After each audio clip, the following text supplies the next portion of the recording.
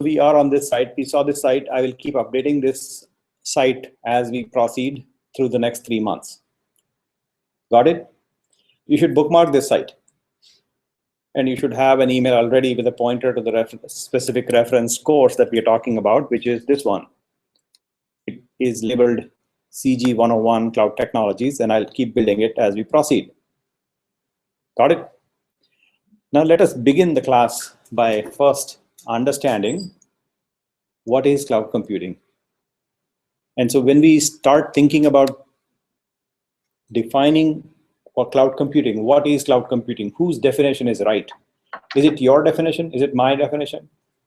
That's the first question. Like, people define cloud computing whatever they feel like. Everybody has their opinion. So whose definition is the right one? That's the first question. And so how do you answer that? Who's right? Google? Yeah, maybe. I think I would look at the trends through the industry to see what they've adopted. Right. And then, we compare, contrast, debate, and find out who's right, who's wrong, who's not so right. Sometimes I'm partially right. And then we all fall and follow a standard. And so in the US, we have an institution called the NIST. Have you heard of it? It is the National Institute of Standards and Technology. And so those guys on this website, line number 3, they have defined what cloud computing is. And so you can go to that formal definition itself. And here you will find what is the formal definition of cloud computing as defined by NIST.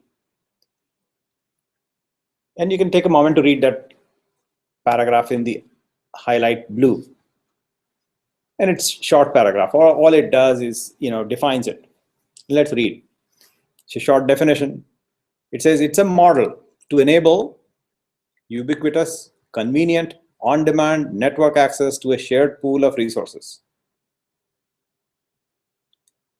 that can be rapidly provisioned and released with minimal effort or service provider interaction.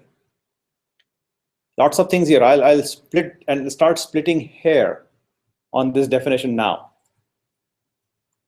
Okay, so let's understand, what is a resource? What do you mean by a resource? And I'm asking questions, and I'm expecting a response. Okay. So, beautiful, beautiful. It's already there. So the resources are compute, like CPU resource, or network bandwidth resource, or storage, hard disk resource. And these are the broad 3 types of resources we are generally talking about when we are referring to resource in general. And that's the resource. Okay, so we want to get it's a model to enable ubiquitous, meaning any location, wherever you want. Very convenient. Just click a button and you have it. On demand. I want it right now. Or I want it 3 days from now at 3:02 a.m. in the morning. So you define, you demand, and you get it. So I have a question on your definition. So when you're it's not my definition. It's this one, yes. Clarification. Yes. So you've got software as a service, platform as a service, infrastructure as a service. The infrastructure as a service is ubiquitous, on-demand network access to disk and storage. That would be infrastructure as a service? Yes. And then applications and services would be platform as a service, software as a service. Yes. Right? Oh, okay. Yes. Okay, very good. Yep. So we are getting things on demand whenever we feel like, I want it now. Give it to me. That's on demand. Anywhere. It can be, doesn't have to be Seattle. It doesn't have to be Kirkland. It can be in Zimbabwe or, Itanagar in India. I don't know where the place is, but I'm just making it up. Any location you want a service, a resource available to you, you will be able to get it. It's convenient, as in just start your computer, click some buttons, and you have it. And you get access to those. You can rapidly provision them and rapidly get rid of them. Getting rid is as convenient and as easy as getting them. So you want to get a machine from, say, Dell or HP. What do you need to do today? See how cumbersome it is to actually go to the store and buy something is painful. Carry it home or office and bring it back when you discard it. All that pain. If you, in fact, you can go to Dell.com and try to identify a machine you want. It's a nightmare, generally speaking, compared to clicking a button and getting a machine right now. That's the comparison. And that's one of the facets of cloud computing. It's convenient, quick, on demand, wherever you are. Get it, you're done with it, you release it. Another key factor here is without service provider interaction, you don't need to talk to somebody in the company on the other side. You don't need to call Amazon Web Services, hey, can I get a machine? Not at all. So you get the idea. Now, compare this with why do businesses find it interesting? Like, what's the point? Why would any company, any business want cloud services as opposed to buying their own infrastructure and buying servers from Taiwan or Dell or HP or any of these? Resources, for all the reasons you said, you can take them away and put them back. Yes. Scale. What is the economic benefit? The money part. Like, why is it interesting? Huh? You don't have to buy hardware and people to support. True. Correct. You're renting. You're renting. Operational. Yeah. Right. So let's say, if you think about this beautiful laptop, like $1,500 probably, I guess. Yeah. This, right? So you buy this laptop, and there is a reason that you would buy it. Now, of course, personal usage, you want it for perpetual use, and you have it and you buy it. Now imagine if Microsoft will let you rent this Surface for like $5 a day. Would you rent it? Maybe. Yeah. Yeah, maybe $2 a day. How about $2 a day? You're right. It depends on the life cycle of having to refresh this thing. Right. Which is another reason why companies are going to the cloud. The Right. refresh cycle is huge. Yes. Cost. Yes. And so if you're buying a car versus leasing it, you buy $125,000 of Tesla compared to leasing it for like $200 a day. What would you do?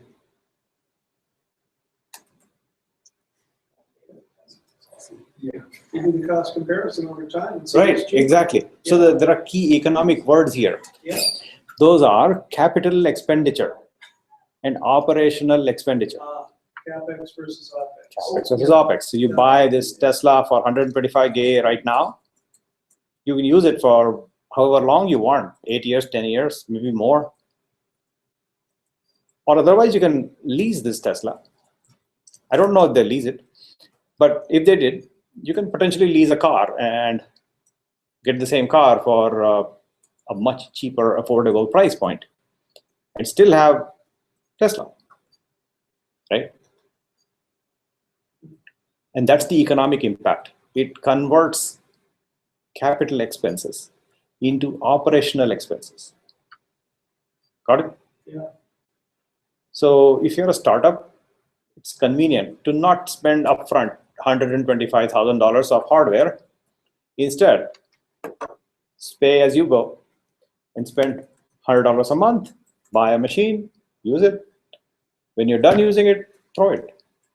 As you're developing something, you want to build one, try it out. Hey, it seems to be working okay. Let me build one more. A better one this time, and get rid of the old one. You still have the machine all the time. You for a moment of time, you build two, and then you get rid of one. And you build third one, and you get rid of the second. And you keep improving like this. Can you do it in real life with a physical machine that you actually buy? It'll be very hard. Right? So if I'm building something, in fact, that's what I do in this site that you're looking at. This site itself is built like that. Every week, I build a new machine and improve upon the software that I have. And if I like it, I keep this new one and throw the old machine away. And this becomes my new one. And then next week comes along something new, and I'll keep adding it. And he'll keep reviewing it, and find bugs. Hey, that's a typo or something else, right? He'll fix it for me, and that's awesome. But the overall machine infrastructure, I keep refining and keep improving, whereas I'm not spending that much. Imagine if I'm buying equipment every day. I have one big gigantic machine in my home or office, and then I need to experiment. Should I get another laptop, another hard disk, another setup? No, just rent it for 1 hour, try it out. Oh, this is better. Oh, get rid of the old one, discard. And that is giving me the agility to compete. If you think about it, I have like total 5 employees. They are spread out wherever they live. And I'm able to run like this and compete with big companies. One person doing it. The only way you can do that today is through agility and through use of new technology. It's not possible otherwise. Otherwise, I will be out of business, simply speaking. Cannot do it without technology. This is how I survive, and I have thrived. It has been 6 years. And so the point being, most startups enjoy the fact that this is available, and they can compete at a global scale. You can create infrastructure like this and expand it to make it globally available in every single country. And as I will keep giving you practical examples of how companies are using it, and we'll go into details about how a particular case that you might have in mind can actually be put to use in real life right here in the classroom. We'll do that. So in this context of the formal definition, some of the key characteristics that I would like to highlight are that it is ubiquitous, you got it, convenient, on demand, accessible through a network. Like on the mobile phone, you can access AWS. Any kind of network you have, you can access these resources away from you and make use of. Like Michael had this idea about, should I put OpenStack on my machine in the cloud and just access it from here? And I said, hold on, I'll give you another method. And my method to you would be something like this. This is what I suggest. Go to DigitalOcean, log in, start a machine there. And by the way, these machines are running here. The online, this is the machine right here that you saw. This is it. This is the IP address for that machine. So you can basically create a new droplet, and I'll give you a specific image to use, which is ready-made, custom-made for this class. If you don't want to use your laptop, you can do it this way. So I have a specific custom-made machine available. I'll give you specific details. So this is the image I would like you to use. The image itself is called Cloud Genius. And you boot up a new instance using this image, and then you can just remote desktop to that machine. Like this, remote desktop, like the Microsoft remote desktop works like on your Microsoft machine, you will type start cmd and then type mstsc mstsc. That should work. Or you can say this command will invoke a remote desktop session for you on Windows machines. And you can hook it up to a DigitalOcean machine running your trusty. So I get my DigitalOcean account running. Yes. So again, it's not required right now. You have a trusty on your laptop. But if you decided that, I don't want to use my laptop, fine. You connect to DigitalOcean here and use one of my ready-made images available to you. The image itself is called Cloud Genius. You use that image and create a droplet. It takes 55 seconds. You call it Mike's machine. And you put it in Singapore, San Francisco region, and select my snapshots. And here it is, the Cloud Genius snapshot. Add your key, and we'll go through the detail as to how. And then create a droplet. You get an IP address. You type that IP address in the, So are we taking advantage of your account at that point in time? Is that what you're saying? no, you're paying. Okay. But it's That was okay. my next question. Am I paying? No, you're paying. You're paying $5 a month. $5. Yeah, and I give you a coupon for $10. So 2 months. It's a lot of money.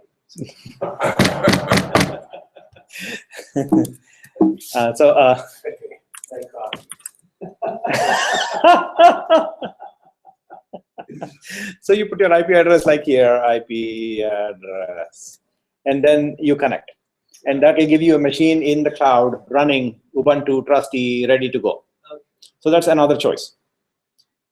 And this becomes a choice for you to rent the machine in the cloud without you having to maintain OpenStack in your garage. And you pay $5. So which is more convenient? So $5 a month for that little Droplet. Yeah. Yes. And so that is a choice. You know, it doesn't. I'm not forcing that choice on you, but you have the choice. Yeah. Some people would like to use Boeing machines, and they cannot run VirtualBox. Yeah. So they go this way, line number 8, right? Yeah. So they can just remotely connect to the machine. They keep the machine running 24 hours, 24/7. The machine is available with all the tools you need. You can just operate on the remote computer, and you're done. That's how the previous class did. Because they did not want to get different laptops. They all used Boeing machines, and that was okay. So we built this specifically for them. Okay.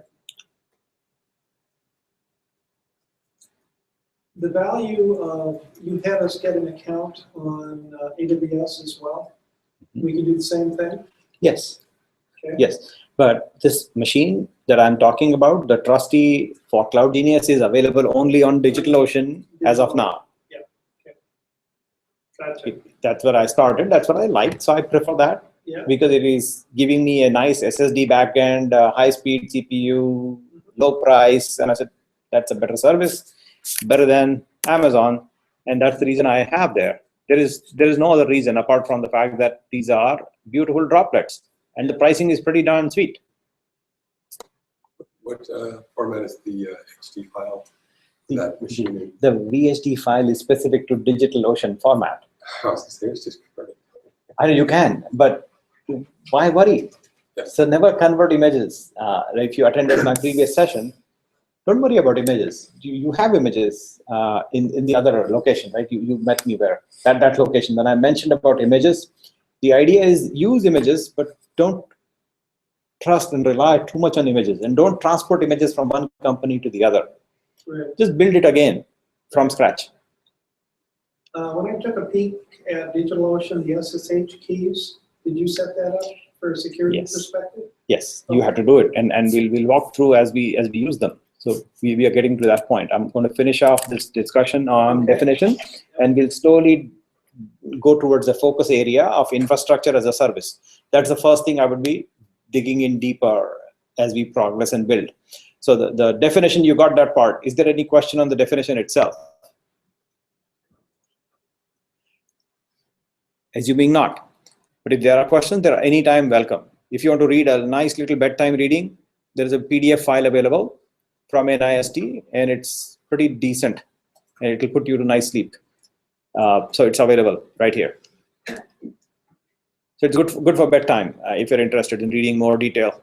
So read that. Let's go switch to the next topic, which is, it refers to. Sorry, good question. Mhm. What do you recommend for desktop out of Apple, Mac? CORD. What was the question is? He's saying, what do you prefer for remote desktop on a Mac? I prefer this, line number 2. Okay. And it looks like this. So that is, okay. Can you actually make that reference? I'm going to read all your notes. Oh, you're going to put, okay. That's why we I have got it, Chuck. I got it. Thank you, Chuck. Thank you. So I looked over and gave me a smiley. I know. Not the App Store, but Cord is not on the App Store, but Cord is open source, and Okay. so please use that. It is beautiful. great.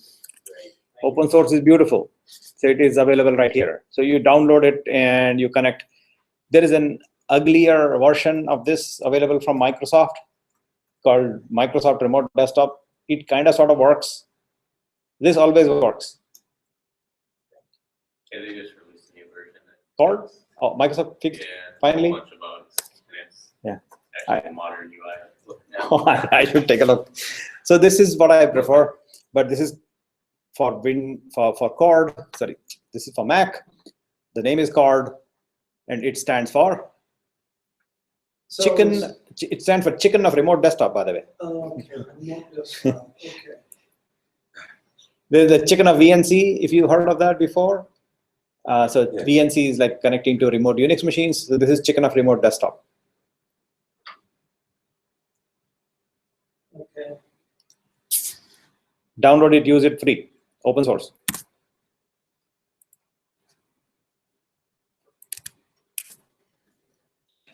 In cloud computing definition, they also describe that there are 5 essential characteristics, 3 service models, and 4 deployment models. You will find it here. So let's talk about that part. What is it? I don't want to miss those pieces. They're important. So I'm going to talk about these 3 elements, right? They are 5 characteristics, 3 service models, and 4 deployment models. So the 4 deployment models were what we talked about. So let's infrastructure. go there one by one. Oh, okay. Let's go there. We'll jump the So, gun. no, don't worry. It's okay. It's okay to jump the gun. So 5 characteristics. We already briefly discussed these. I'll not read through these elements, but they are here for you to read. On-demand self-service. You understand it. Fairly intuitive. On-demand. Whenever you want it. Self-service. You do it yourself without calling Amazon, without calling DigitalOcean. You typically do not have to call DigitalOcean. Hey, can I get a droplet from you? No. You click a button, you move. Or you use an API call and you move. You can start a machine with an API call by writing a command. We'll do that in the class, second month, using APIs. So broad network access. The idea is you're assuming here that everybody has access to the internet. It's a fair assumption. It may not be true in Itanagar in India, but who knows? They might have it today. I've never been there in the last 17 years to that city. So they might have it, by the way, by now. Resource pooling. What does this mean?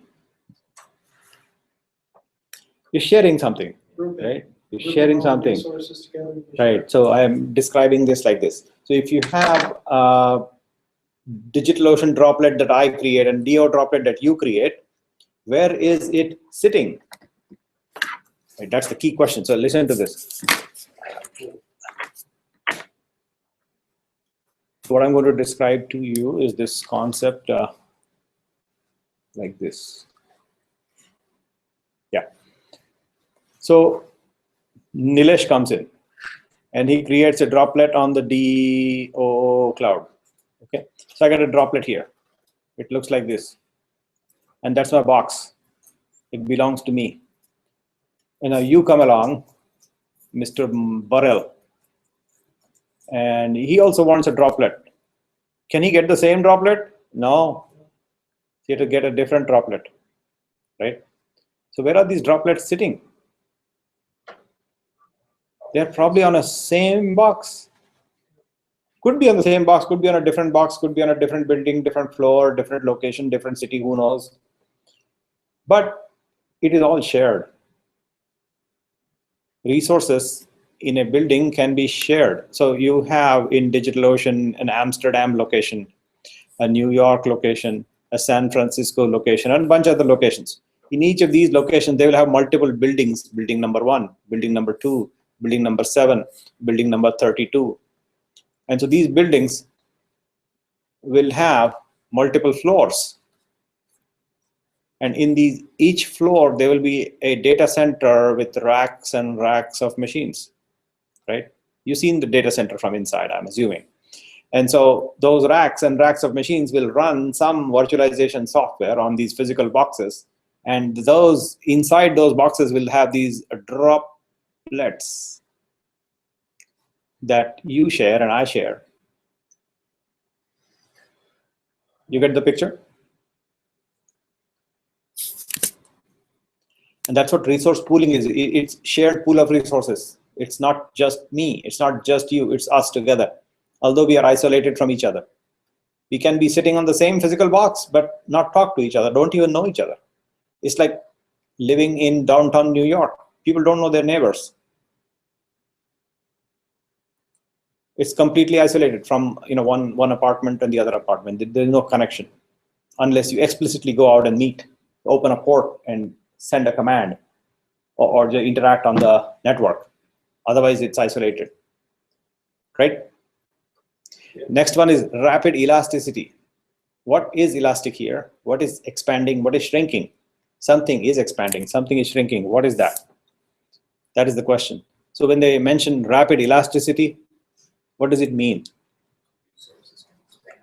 Resources can expand. And so the way you would do that is like, have you entered the US? And when you enter the US first time, or maybe sometime, whenever you do, there is a person at the customs and immigration check. And as you enter, so this person is entering the US, for example, some airport. At the gate, there is a dude. This dude is doing only one thing. He says, go to officer number 1, officer number 2, officer number 3, and these officers are sitting in a line with their counters. And the dude will say, you go here, and you, next guy, you go here. Next guy, you go here. That's how they operate, right? Have you seen this thing happening? When you enter the US, enter any country, there is this arbitrator dude that will say, you go to officer number 3, and you go to the other guy, right? That happens. And so if there is sudden influx of people, new flights come in and lots of people pile up and they all want to enter. What should happen to the number of officers? It should grow. Yeah. And if there is nobody, and so all the people are already entered and there's no line here, what should be happening to all these officers? Should all of them go away? Yeah. Should all of them go away, like go home, go home, go home? No. Still need to be around in case more. Some needs to be around, at least one and more, in case something happens. But otherwise, all the other officers can typically go home if there is nobody here, right? The dude can also, dude needs to stay.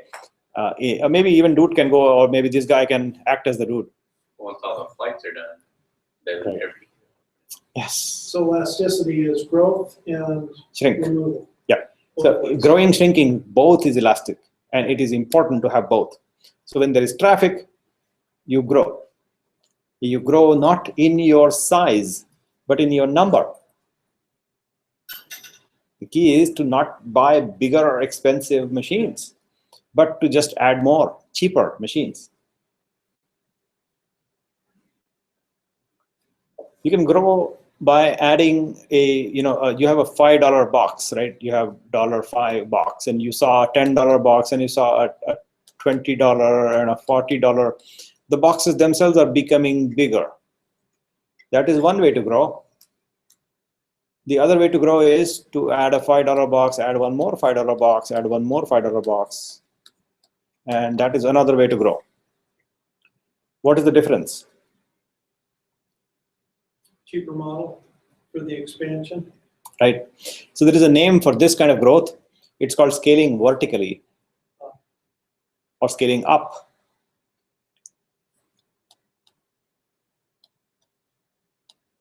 So vertical scaling is bigger boxes, more boxes in the localized infrastructure. You just switch to a bigger building.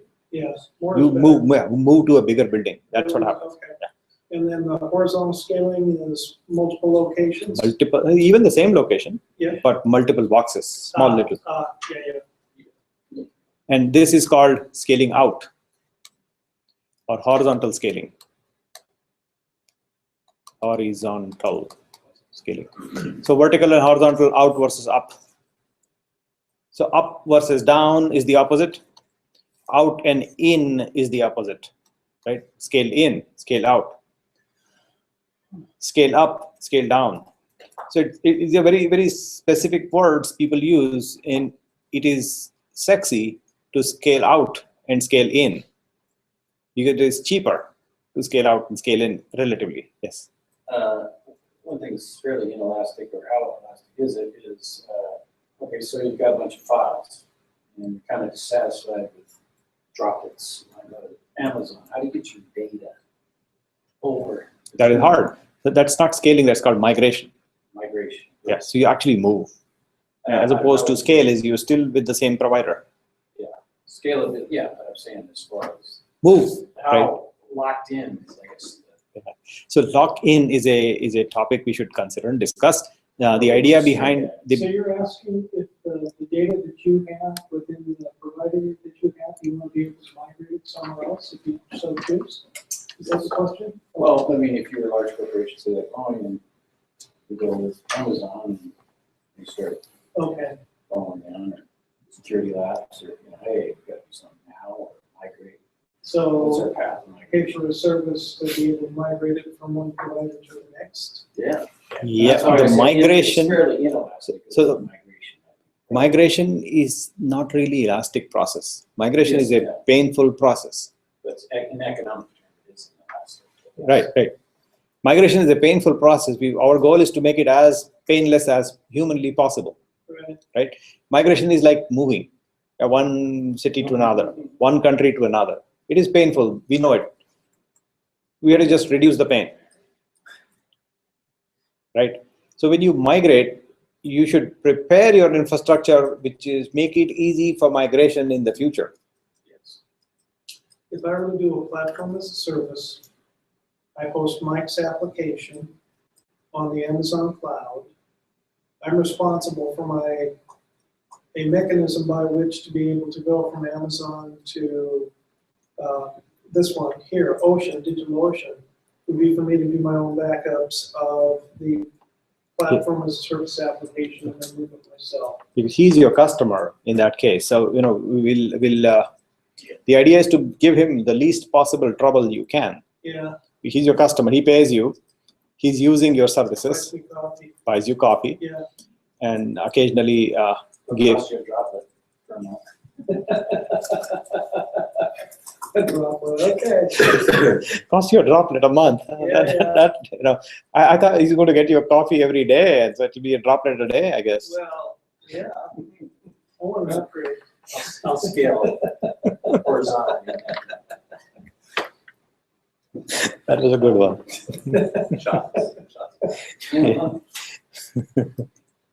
All right. So you got the vertical scaling, horizontal scaling, scaling up, scaling down, scaling out, scaling in. You got that. Now the idea behind scaling, and especially when it comes to migration, is to keep your data separate from the droplets. Don't keep them on the droplet to begin with. Keep them away somewhere else, and I'll tell you where, but not on the droplets. So you have a box here, and that you get for like $5 a month. Don't put your data here. Don't put your data. Don't put your files. Don't put your. I'll be very specific so you'll understand, and don't look at me funny. So here is what the data is, right? Don't put your files here. What do you mean? Well, that's a I know. question. I'm starting. I know. to- So I'll give you an example. Okay. So here, here in this case, in this website, you will find that the user is me, is probably you, all of you, and the data here is this writing Okay. and this little video, right?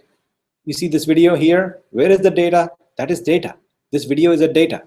This closed captioning is also data, right? Your user profile, your email address is also data. Right. This definition that I have here, this write-up and this write-up here and all that is all data. And what I want to keep is this data is actually not sitting in the same box that I am describing to you here. I get a droplet from DO, but my data is away from the droplet. It is stored in a database, Which is hosted on another droplet which is on a database as a service. as a service. It's a different service. Okay, And by the way, if you have my picture, like profile pictures and user images and other things are also data, right? You have some files of JPG or MOV or some other media files. That's also data. so You will what- store away from the droplet in another thing called storage as a service. is it all within, but it's all within the DigitalOcean infrastructure? Doesn't have to be. You just spread it Doesn't out. have to be. Yeah. Can be anywhere.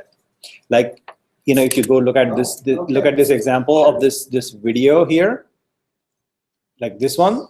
If you look very carefully, and maybe I'll just play the video for now.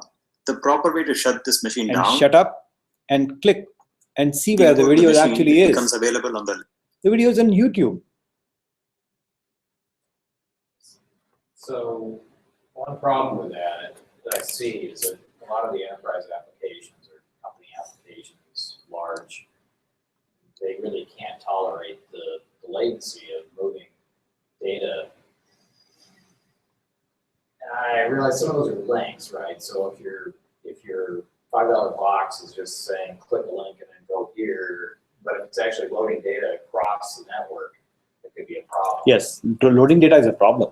We don't want to load data like that. We want to save the picture in this location, storage as a service. We want to store video files in a video as a service solution like YouTube. And we want to store the definition of cloud computing itself, definition, forget the typing, but that definition itself is stored in a database away from the droplet. The droplet runs EDX, the software, on a Linux box. And the file itself, the image, if I am using some image, which I can add, maybe a screenshot of something that will become a JPG or a PNG, one of these two file types, they will become files and I need to put them somewhere. I would rather not store them in this box. I'll put them in a storage box, in a storage service. Yeah. The definition and the write-ups and the user database and logins and passwords and attempts, and there will be some question answers going forward. There'll be quizzes coming up in the sequence that you will see. Those are all data elements. And so the data itself is stored in database as a service. Yeah, I think that's. The service is also managed by DO, Yeah. by the same provider.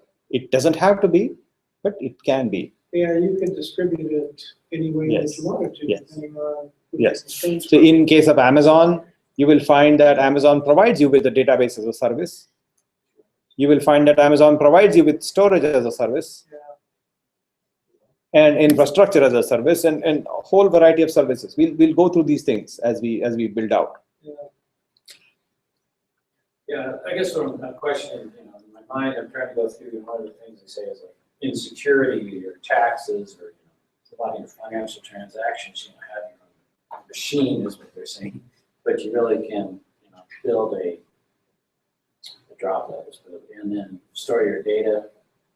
And then if you have a problem, you can always just flush the droplet, or actually do it every once, quite often actually, in case it gets reduce the amount of ability to hack. Exposure Yeah, to somebody getting. would that be one way you would do it? So I would say that let me describe to you. So this machine you have here, you have droplets, Yeah. and so I'm looking at this droplet, Yes. and this is very live production. I shouldn't be playing around with this site, but I'll be careful. The idea is to actually destroy the droplet, ouch, and scrub data. Yeah. So that's what you would do if you are getting rid of the droplet, but that's not what I want to do right now. So I'll go walk away from it. Yeah, don't. You're Right. making me nervous just. I guess the advantage of the model that you're using is since all of your resources are stored in the droplet, but all your information that you're using is stored Bingo. elsewhere. So you Bingo. can just go over to AWS, power Yes. on a VM, And point at the same location and you're up and running. and all Bingo. your data is elsewhere, so it's much Yeah. faster. You don't Yeah. have to migrate your data data. Yes, that's the point I was trying to drive, is you design your infrastructure to begin with so that your migration becomes painless by Right. keeping data separate from applications. So Yeah, that's not always latency. possible. Not always possible, Yeah, but when you're designing something new, you design it like this. Yeah, if you know that the data is going to be simple data, it doesn't require a huge amount of resources. Yeah. Yeah. If your application is That's self-service, it's Yeah. just clicking links to pull stuff up, and that's Yeah. easy too. But if it's, something more like a financial system that's, Right, then you may need the database much closer to the compute. It's not incompatible with the corporation's data classifications. So if you have something that's sensitive or that's not public, you're yeah. obviously not going to put it on YouTube. You may have other services that you've built. right, no, I don't, just, point being that, I think the flexibility is almost Left side. always here. You can click the start button. You want to design it.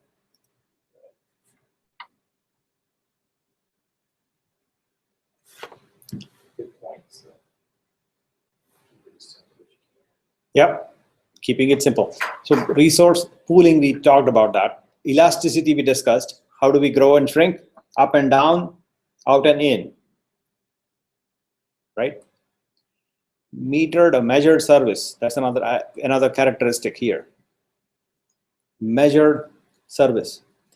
It basically means that you will get a bill,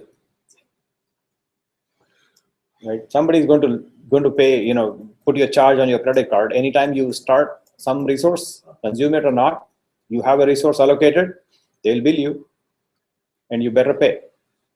Kind of a minor point with that, though, I was thinking about is the measured service that you get paid for. It's another advantage for corporations. It makes it much easier to figure out what it's actually costing them to run an infrastructure, Yeah, rather than we've got all these people supporting this, and we've got depreciation on machines, and you've got power to run them. You've got air conditioning.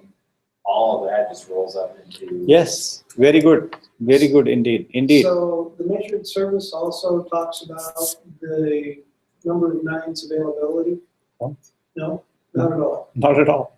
In fact, this is just about charging your credit card, So the measuring the amount service. of time- Uptime measurement is a separate topic. It's your problem, also their problem. But this characteristic is about how much they charge you, how much have you consumed. So uptime availability is a separate method that you need to understand, and you should cater to how much uptime you want, how much availability, how much durability, how much reliability you want for your services is a separate topic, and that also requires measurement. But this measurement is primarily about money. Okay, You're using Your something, usage. your usage, Yeah. I'll bill you. okay. That's the idea.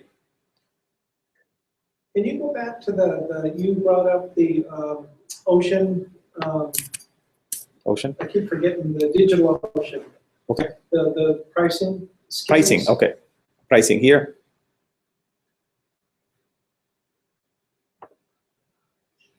Transfer, solid state disk, all solid state size, 12 number of CPUs, so you can increase the performance and the size. So if you go from 10 to 20 to 40 to 80, you're upscaling.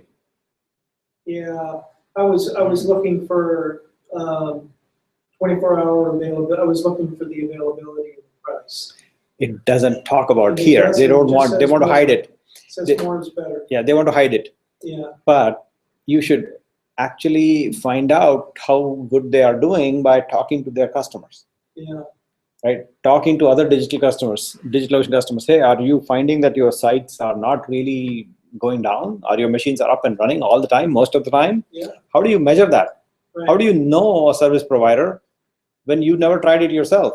Is Yeah. by asking their existing customers. Yeah, How have you been? How has DigitalOcean been performing for you?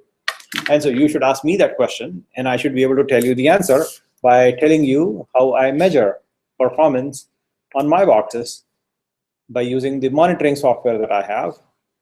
And I'm going to log in and show it to you and let you answer yourself. How do you find the availability of this server?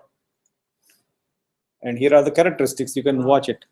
So you can get all the data, how much time it went down and all that. How is the application performing? And you can study all that if you like. But how many times there was an error? Never. See, never is good. Well, it's about service, well, there's the SLA right there. Yeah. So availability report. And I haven't signed up for the availability report. Okay. But the idea is it has gone down occasionally. And it has been because of user error as well as this provider error, right? Both errors are possible. Yeah. So I have made mistakes. Sometimes they go down, and that's all. We have to live with that. So there's nobody who's going to guarantee 100% uptime. It is just not humanly possible. Yeah. Things will fail, and it's okay. Yeah. Well, it's what you're paying for. I mean, we look at software as a service from Office 365, and we have 99.9 you can pay for, and that's what they're willing to give. Yep. But they're not guaranteeing you 100. No, nobody does. No, well, no, we can't. Nobody can. Yeah. Right. So, okay.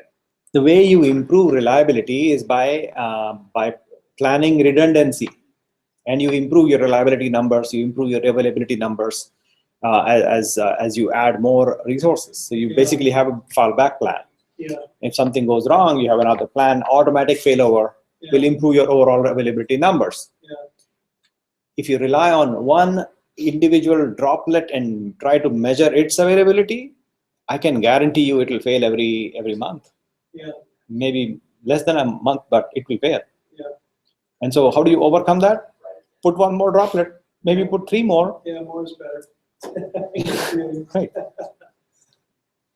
As opposed to maybe getting a bigger droplet right here. Because the bigger droplet is equally likely to fail as the smaller droplet. They're on the same hardware. Yeah. Right? Yeah, this is part of your engineering where you were separating all the component pieces. Indeed. Yeah. Yes. Yes. Yeah, I want to, a good example. I wanted to keep my KeyPass database out of my machine, office machine, on my family machine, even though we all want to be like home, on a home KeyPass, for example. I know I can just put in a USB card and the router or whatever, but wouldn't mind putting it out on the web, but how can you access it via from your machine to log in to get it while you're still at your machine? So, A couple of ways, 3 ways. One is to use a service. Second is to use a software. And third one is a new method that I just discovered a few weeks ago. First one, use this site. Pay them nothing. It's a browser add-on. The second one is a software that I've been using. And with this software, I think it's about $40 or so. So find the pricing, buy it, and use it. And you put the database, KeyPass database itself in something like Google Drive or Dropbox. And so database itself sits in this drive, and this drive itself is synchronized in all your laptops, so you have access to your KeyPass database. That's one way to solve it. Now you should also encrypt your database so that even if somebody gets access to it, they should not be able to read it. So having said that, make sure you are encrypting your database if you're putting them on these things. Yeah. And now the third method, which doesn't involve cloud. Kind of strange, but here it is.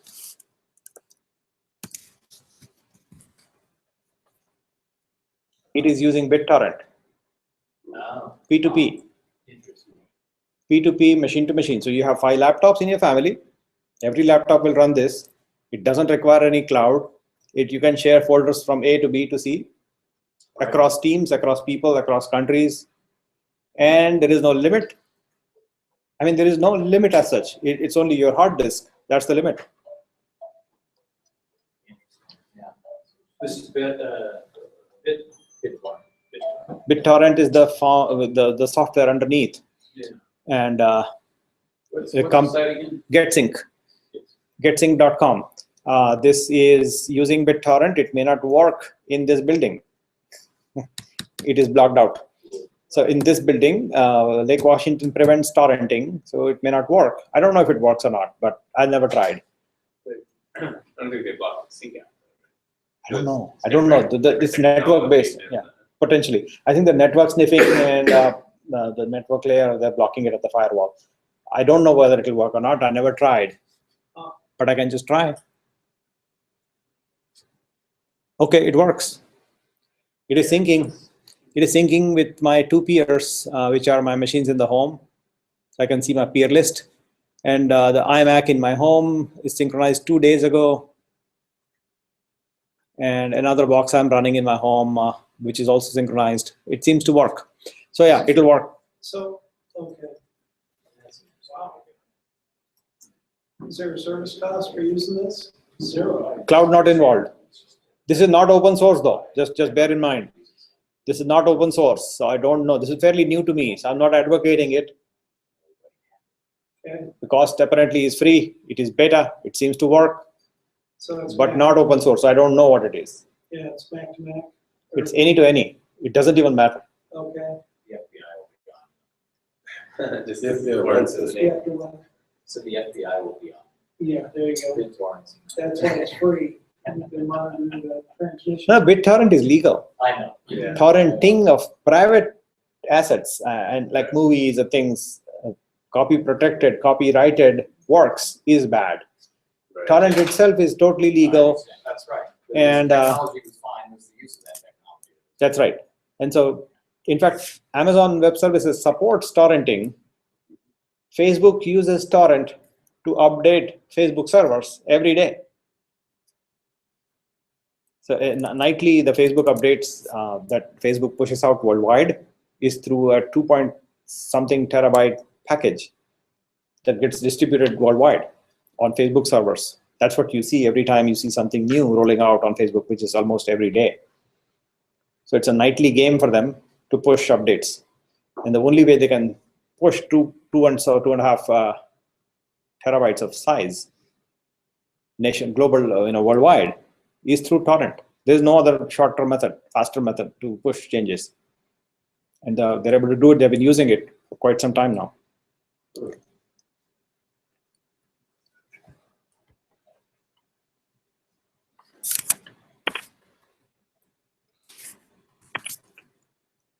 Measured service you got.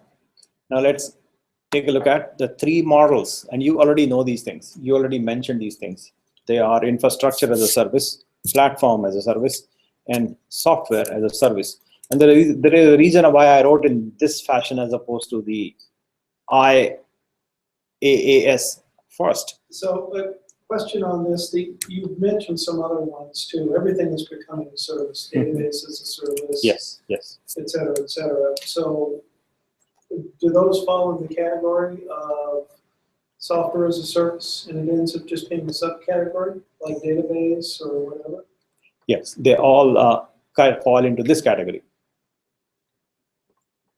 Yeah. XYZ as a service, right? So, yeah, so if in fact what I'm trying to build with this site itself is education as a service. But the XYZ falls into the software as a service category? So I'll describe my thoughts on what I mean, but let's first cover what the definition says, right? This is a part of the formal definition by NIST. And here what they describe is, we'll come to this after I finish the 3 topics, right? The 3 topics are software as a service, platform as a service, infrastructure as a service. These 3, in that particular order I would describe. The way I would describe it in this way, as opposed to begin with infrastructure first, is that you need some infrastructure underneath in order for you to run your platform, and you need some platform in order for you to run your software.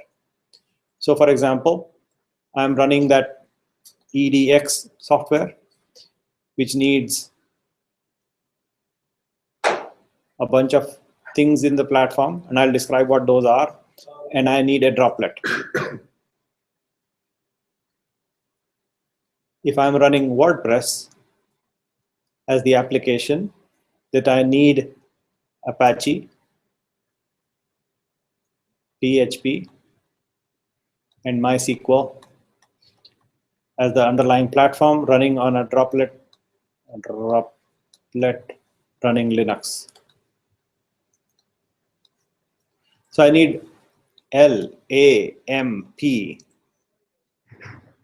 Linux, Apache, MySQL, PHP underneath to run on a physical hardware containing the L, the A, the M, the P. So these elements are dependent, the dependencies for this application to run.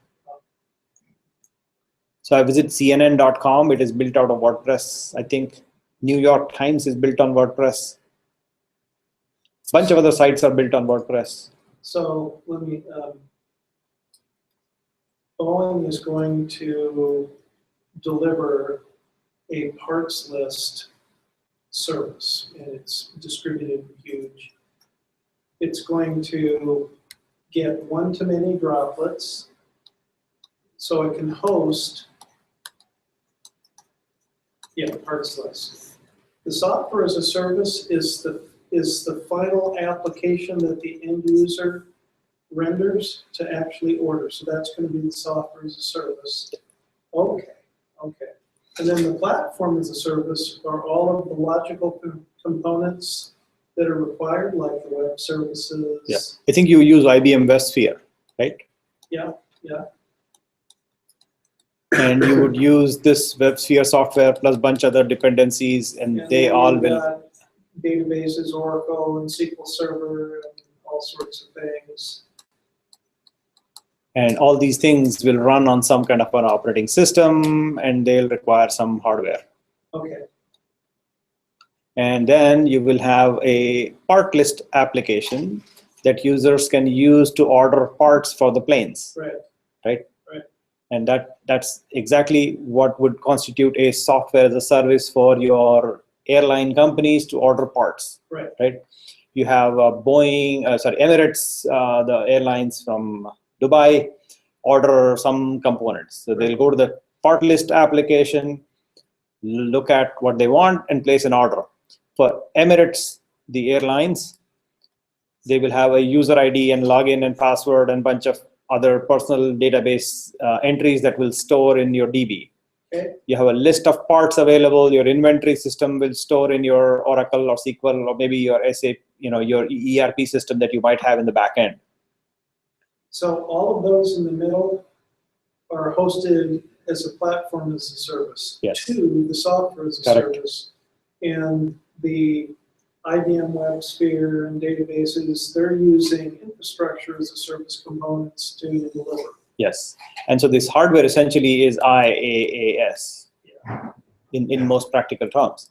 And inside Boeing, you will probably use your internal OpenStack eventually. Yeah. Right now, you have some other methods. We're looking at it. Yeah. Right now, you have your own data center where you host it. Yeah. Phoenix from St. Louis. We're looking at it. So in, say, the President Obama and his White House, he has a website called whitehouse. Yes, don't go to the .com. Yeah. Yeah. So whitehouse.gov is a website that runs on a software called Drupal. And so that software has some dependencies. And guess what the dependencies are? L, A, M, P. Yeah. You know LAMP already? You heard me say that once. Yeah. Linux, Apache, Linux, Apache, MySQL. Okay. Yeah. So PHP is the language, MySQL is the database, Apache is the web server, and Linux is the OS. So you need a LAMP to run this app. And that's what White House does. And this Drupal is open source. And Drupal.org, you can download it. It is available for free. Yeah. And White House took that and deployed it like this. and they have it running on some infrastructure as a service. So you need underlying machines somewhere in order for you to put this layout. Is you have to have the underlying infrastructure. And so if you're renting a machine, renting infrastructure from somewhere, the company that is renting you machines, or virtual machines to be specific, is the infrastructure provider. In the example that we have been using up until now, here is an infrastructure provider, IaaS provider. One example, DO. Here is another example.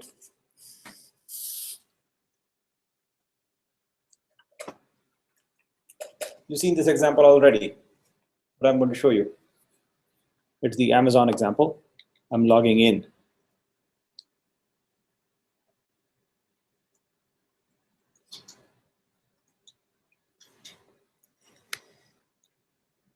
Seven two two 711. Okay. So when I log into my Amazon account, can you identify where is the infrastructure as a service element out of this big alphabet soup? Yeah, I was looking at that. It was pretty complete there. There's directory services. I guess they don't tell you that. You just have, they just give it to you. Yes, it's actually here. If you look at the segment here, compute. Okay. These two are in the compute section. Right here. These guys. The EC2 and Lambda. Lambda is new. Okay. Yeah. So Lambda is new. It's in preview. It's coming up. Yeah. You may not have access to it right now. It's coming up. You have to apply for it and they'll approve it. But we have access to this. So if you click here, EC2, is my mouse too small, too big? I should make the mouse bigger to make it visible to you otherwise. Okay, there we go. So in EC2, which is this one, is the Elastic Compute Cloud. So The name do they is... give you a choice of OSs? Yes, they give you everything. Yeah. Way more than you want. Yeah. But they'll give you. And so the idea here is this is called EC2 for a reason. It is Elastic Compute Cloud. Yeah. Right? And what they're doing is giving you virtual servers in the cloud. So very, very similar to these guys. Except DigitalOcean looks pretty and clean and simple. And I can go on and on. But the point is, this is also good. So when I signed up for Amazon for the free service, I should be able to go in and... Yes, you are. And you should be able to see this blue button called Launch an Instance. Yeah. Here. And they'll do exactly what you would otherwise do in the DO thing. Very, very similar. Here you're saying at the bottom says, create my droplet. After you click all the buttons, it'll let you create a droplet. In Amazon lingo, they call it instance. Here. Launch an instance. So our idea would be to first understand infrastructure as a service and then use it. So we describe to you infrastructure as a service, this segment. And so we chose two examples to discuss this. One of them was DO.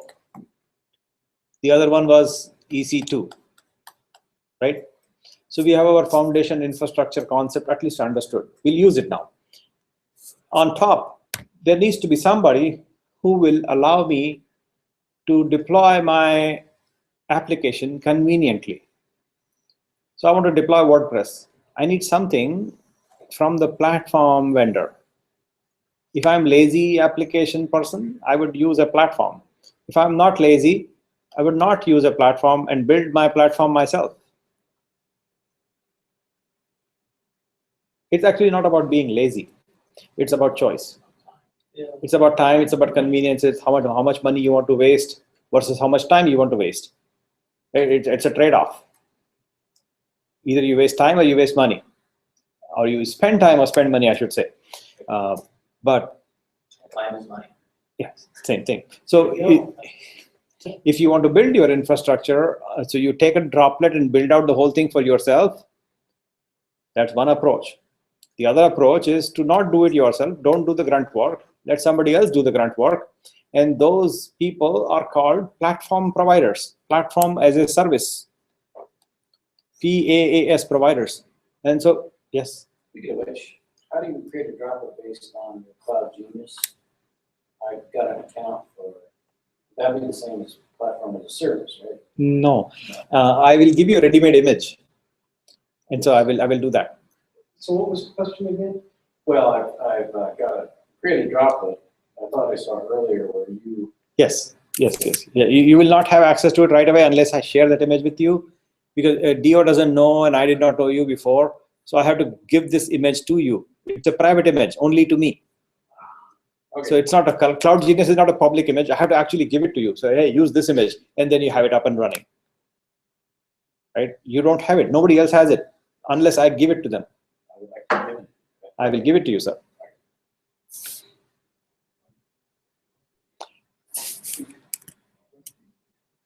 So if you look at some companies that will provide you with a ready-made platform that will give you what you need to run your applications like this or like this, those people are called platform as a service providers. What they do is give you all things you need to run your application.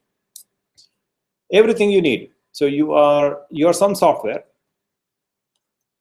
and you have some dependencies,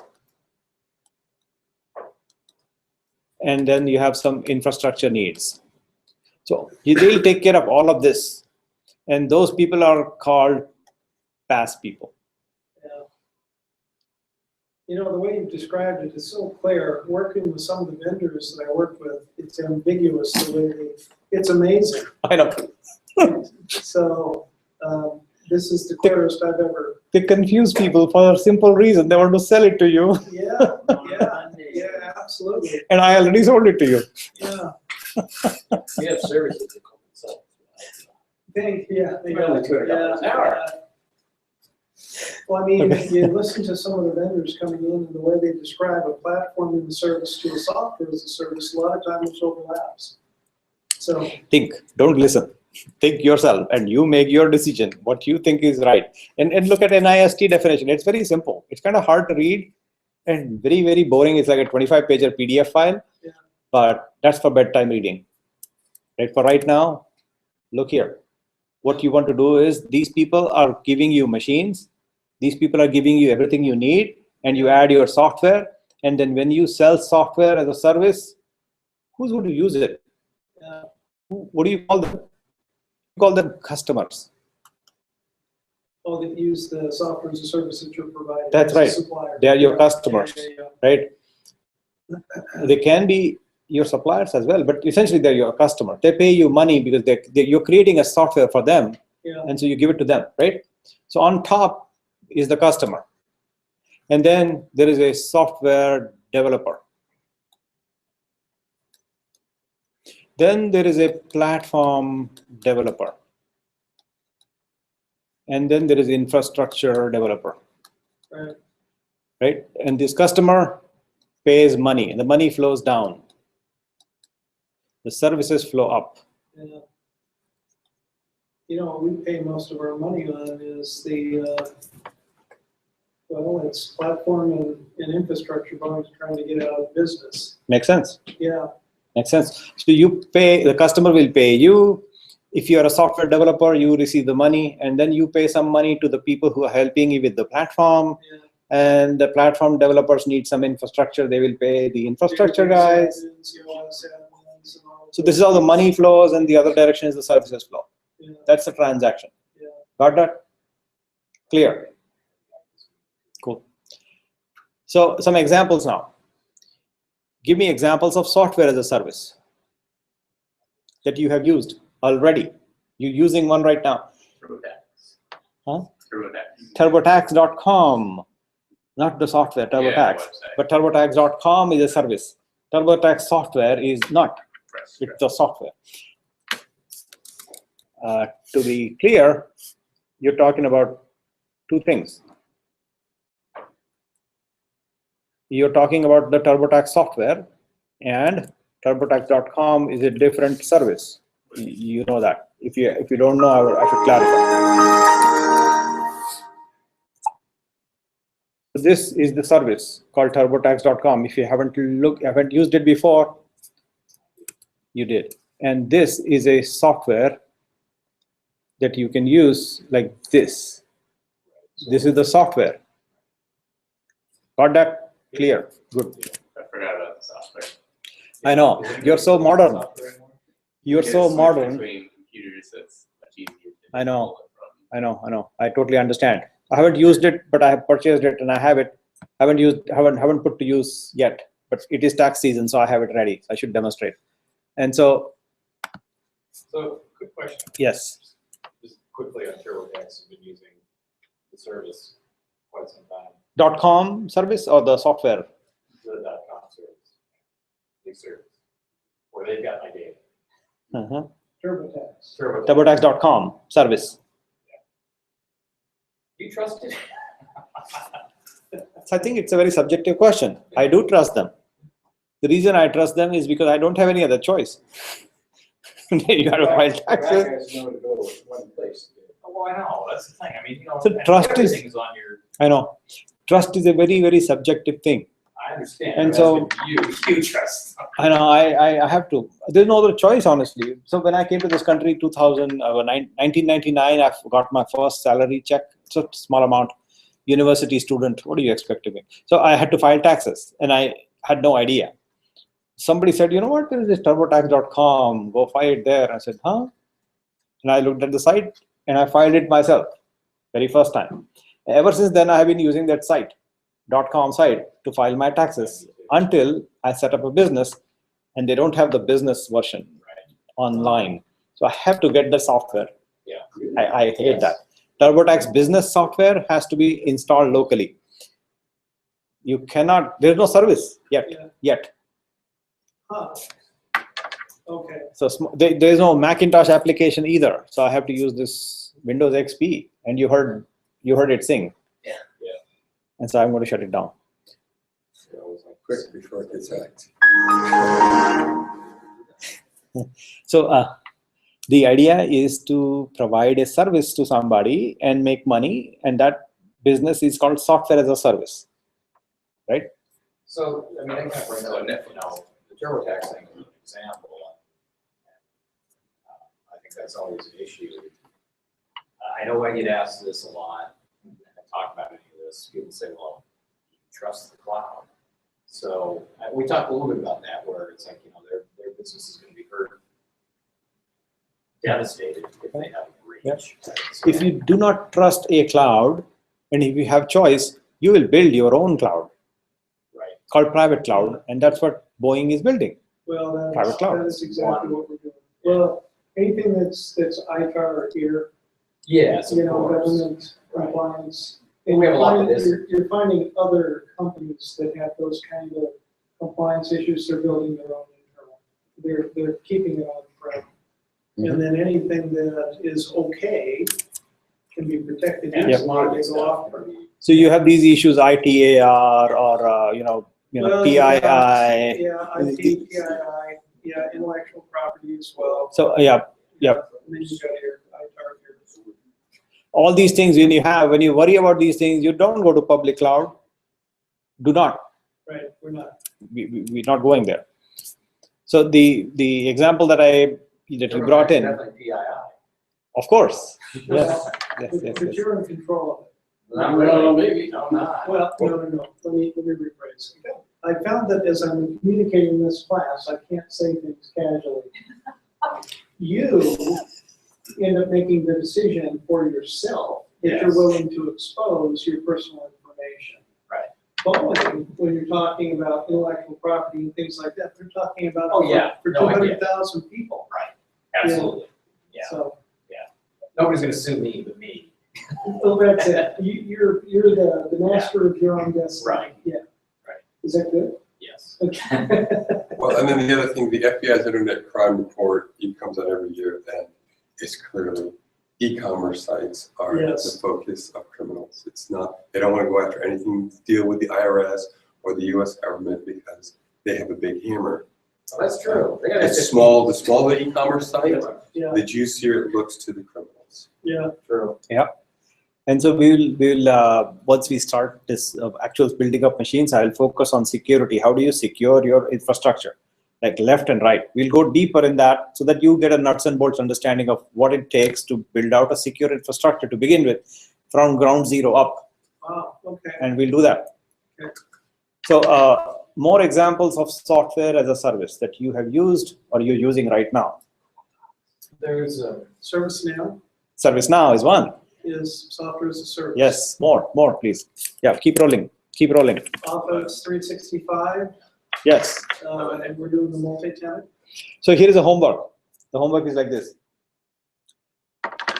Compare, give me 3 examples of software as a service and post it on email. So you have a group email like Silver Linings, post the answers there. 3 examples of software as a service, 3 examples of platform as a service, and 3 examples of infrastructure as a service. Very simple homework. And do not repeat what's already discussed in the class. Okay?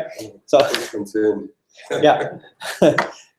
So 3 of each: IaaS, PaaS, SaaS. Okay. And the examples we have used are TurboTax, Office 365, Google Apps, Google Drive, Dropbox, ServiceNow. What are those now? I'm writing it down. Software as a service? Yeah. Okay.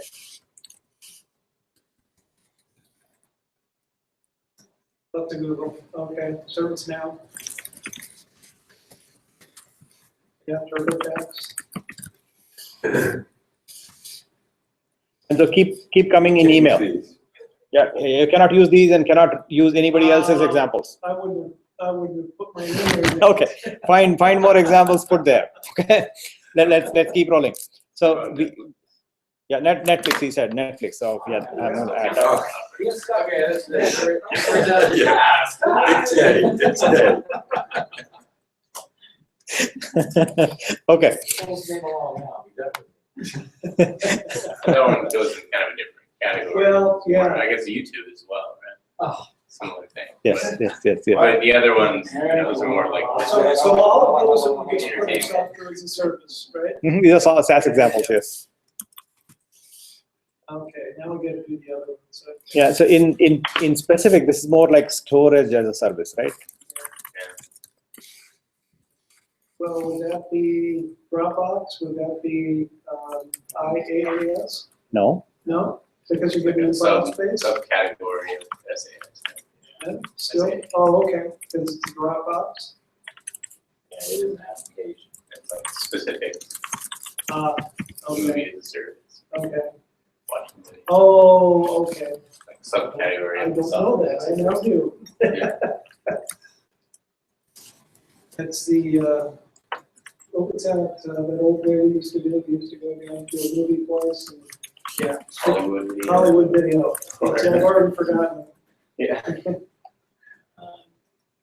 Big one, Blockbuster. Redbox. Yeah. Yeah, Does good on those. What was it? They removed it. yeah. They're gone. And that building, right? So they're gone as a service. They're not anymore. I mean, these guys are gone. Yeah, Blockbuster also gone. I think. Is there Gone. online service code? No, they're dead. So Redbox, isn't that the little machine? Yes, that you- Redbox is the $1 DVD. Yeah, Yeah. you. Pop over to a machine, get one. The original idea was to print the machine on demand based on what you want, Ah. but that didn't work out. So they're actually putting DVDs. Kind of lame. Yeah, it is gone. I thought they were. They burned the disc. That was the original idea. But now I've seen an open Redbox and I've seen it from inside. It's a tray of DVDs. It just serves you. It's lame. An old jukebox. Yeah, it's lame. Yeah, I initially the idea was to actually print on demand, Yeah. print DVDs on demand. That didn't work out apparently. Fascinating. But I guess if you ordered it beforehand, you reserve it before you go pick it up, then it would It was take possible. time. Yeah, it was possible. Yeah. But Netflix has killed everybody else. Simple. Yeah. And we know that already. So Yeah, Redbox is pretty successful though in the fact that they don't have to have the people yes, the nothing. Right. business locations. They can just rent locations like at grocery stores. Outside the grocery store, not Right. even inside. Right. You also don't have to have outside. a credit card either. So you can feed cash in the machine. Yeah, But you can't I was put cash thinking, in you your use that, you need a credit card. Right. You need a credit card. So those people that have terrible credit can't get a credit card to go around. okay, Mike, I'm paying for a service, my copy's almost gone. You know what? The idea behind cloud services is that it doesn't require a human. You should click a button and Oh, order really? coffee.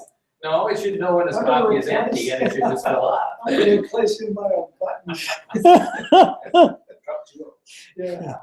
As soon as that one starts to get empty, another cup should disappear. I think it should just always be full. Right. Okay, let's keep moving. The next idea is to talk about deployment models.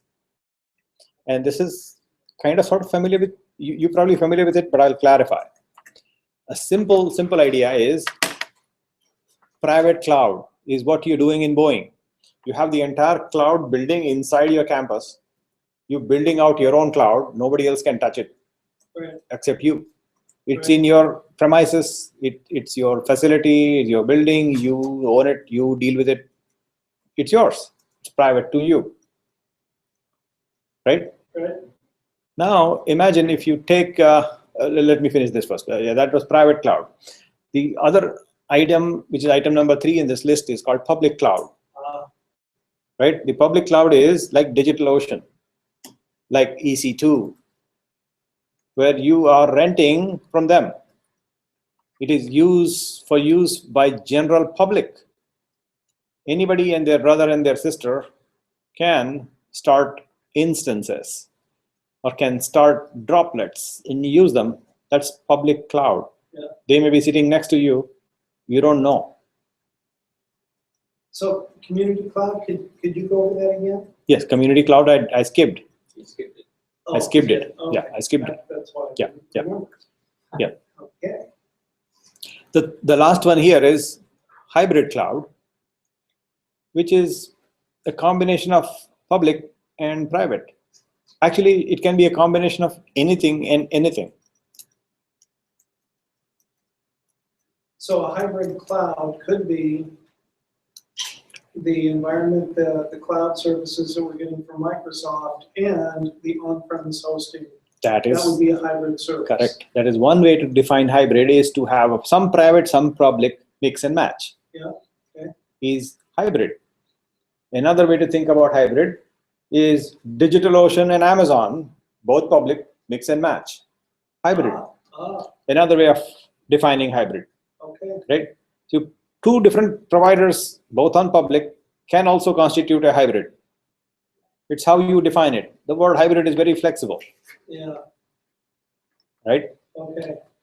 And now the item number 2, community cloud, is meant for a specific community. That's what it is. They have a shared concern, like you have a mission, some policy requirements, some security requirements. So that's how they have defined it. Is that, An example would be Amazon has a cloud for the government people called GovCloud. So the cloud community in that case becomes the government people. They have a specific cloud, they don't talk about it, called the CIA cloud. is it shared hardware infrastructure? No. It's a very dark It's dark cloud. It's separate buildings, separate everything, and they hire people from military with a top level security clearance. And I have them. I have my graduates with like ultimate level of security clearance, so they've been hired by companies like that, and they go in that direction. So it's publicly known. They have a contract that Amazon won against IBM, and that was public news. So I know it, so I can talk about it. And they have a CIA cloud, and it is totally isolated from everything else. But Amazon is managing it. That's IBM tried to sue about that one. I know. And the GAO laughed them out and said, you guys aren't even in the same ballpark. I know. IBM is ridiculous. So community, So community cloud is, Boeing is using the term dedicated cloud, so that's analogous? I don't know what you mean by dedicated cloud, but I Dedicated- think what you might mean by dedicated cloud is private cloud. I don't know. I don't know. I think it may be community, actually. Maybe. Yeah, I don't know What who they're is. saying is, I believe, because I've heard some of the same talk, and I think it might be that they don't care whether it's hosted someplace else, but nobody else can be there. Aha, so it's not shared. Yeah, So if it is not shared, it's dedicated to Boeing, provided to you by Amazon or somebody else, yes, some provider, but dedicated to you. So a full building is dedicated to Boeing. Okay, here, your building we manage. And only Boeing approved employees, Boeing approved Amazon employees will go. Yeah. Something like that. Something like that. That may be a dedicated cloud. So it is kind of like a community cloud, like Gov Cloud, like CIO Cloud, like Boeing Cloud. And Boeing is big enough to afford such a cloud. And so you might have done it. but I guess the question would be if it's hosted externally and the provider like AWS is providing it, is that a community? Yes, they become the community. Yeah, we are a community. Boeing is the community now. Yeah, So based So- on that definition, only the community members can then spin up, like say, for example, if I want to spin up a VM, I'm not going to be able to spin it up in the community cloud unless I'm able to. So those servers are going to be physically separate, Yes, entire building separate, but the Maybe. infrastructure is completely separate. isolated. You're with gun people, Right. people with guns guarding, like physically guarding. That's Yeah. also there. I've seen Yeah. that. I think that's But the analogous to infrastructure what layer Boeing is is gonna be calling physically dedicated.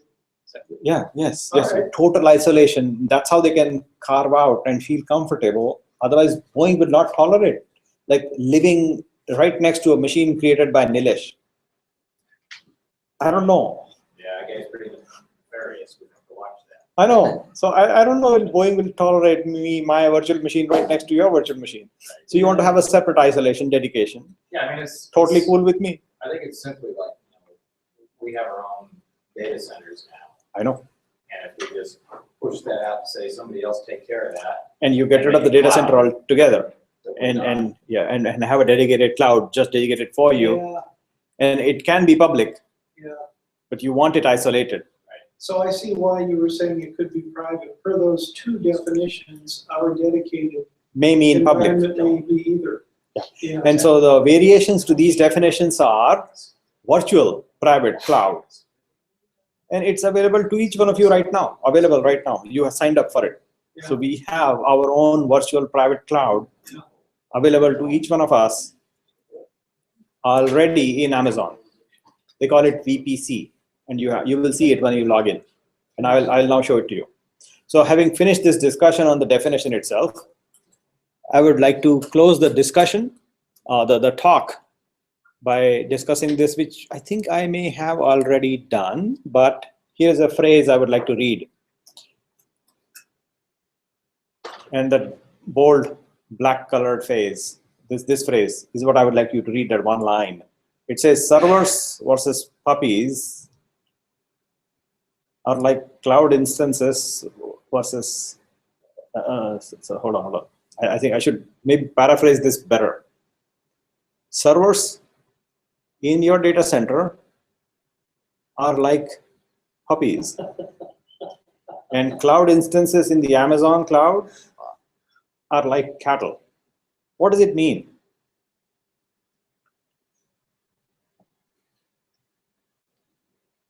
You know, if you have a puppy, it takes a family of 3 to manage it, to take care of. My puppy is sick, let me go to the vet. Yeah.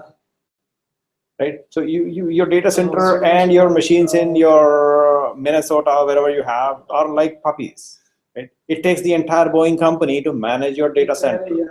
Right, doesn't it? Yeah, that's good. Yeah, it can be expensive. Puppies are expensive compared to cattle. Right? You want to manage cattle? All you need is a cowboy with a whiskey and a gun. A few cowboys, yep. A few cowboys, all while drinking whiskey, can manage tens of thousands of cattle comfortably Well, drinking whiskey. while drinking whiskey. Isn't that true? Do we get that as part of the class? Yes, after the class. After the class is over. We cannot do it in this building. It's a college. We have to go outside. Maybe the last day of the class we'll do it like that. Drink whiskey while corralling the Yeah. droplets. Yes. Yeah. Last day of the class. So the idea. Thousands of pellets. Yes. How do you manage a droplet versus how do you manage a machine on your desk right now? So if this machine, compare this machine with a droplet in the digital ocean. If this machine goes bad, you are seriously worried because your wife will complain. Oh yeah, she'll be Right? more than that. If the droplet is going bad, will your wife care? I don't think so. No, What will you do is you take your gun out and shoot the droplet, yeah, create a next one, get another one. Yeah. get another one, and that one is running. Oh, you're golden. Right? That's the idea behind Yeah. cloud-based machines and droplets and instances versus servers in your data center like puppies. And you don't want puppies. I mean, you may want to have them, keep them in your home. Yeah. Don't know, nothing wrong with that. But for business, get cattle. You got the point? Yeah. That's the key point. It has business connotations to it. The connotation is simple. You treat your machines like cattle, not like puppies. Make them disposable. Like, it's okay to throw it away, build another one from scratch. Keep your data separate. And if something goes wrong, just take your gun out and do the duty. Shoot. Unless you are a Hindu, in which case you don't kill cattle. But who cares? The point is clear. So you got that part. Now let's get down to business and doing it. So we'll first go to the simplest possible concept, which is understanding key pair. Key pair. I'll write it so you can understand. If you do not, okay. So I'll create a key pair for you, and that's the first way to begin. So here, new screen. I'm going to talk about this concept called a key pair. Very simple concept. There is a, if you, like you have this key here, right? Yeah, I have this key. So this. So what context do you have the key? This is about security, like entry, right? Yeah. Gotcha. I'm talking about security. So you got the key to this room, right? This room has this key. Right? That's the concept I'm going to describe to you. If you have the key, you can enter the room, even if it is locked. Otherwise, you cannot. And so most cloud machines, or most machines, just left and right, every machine will be able, you can access the machine only if you have a method of accessing, like a password or a key pair, right? Most machines that are away from you in the cloud, it is recommended that you don't use passwords. In fact, you disable passwords, that you use key pairs. That's the idea. Now, when in real life, you have a lock and a key. Here, we are talking about a pair of keys. So we have in real life, you have a lock and a key. In this case, we are talking about a public and a private key.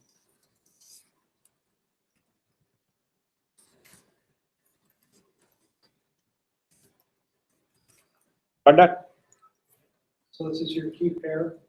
So the key pair becomes number 7. Number 7 is the key pair.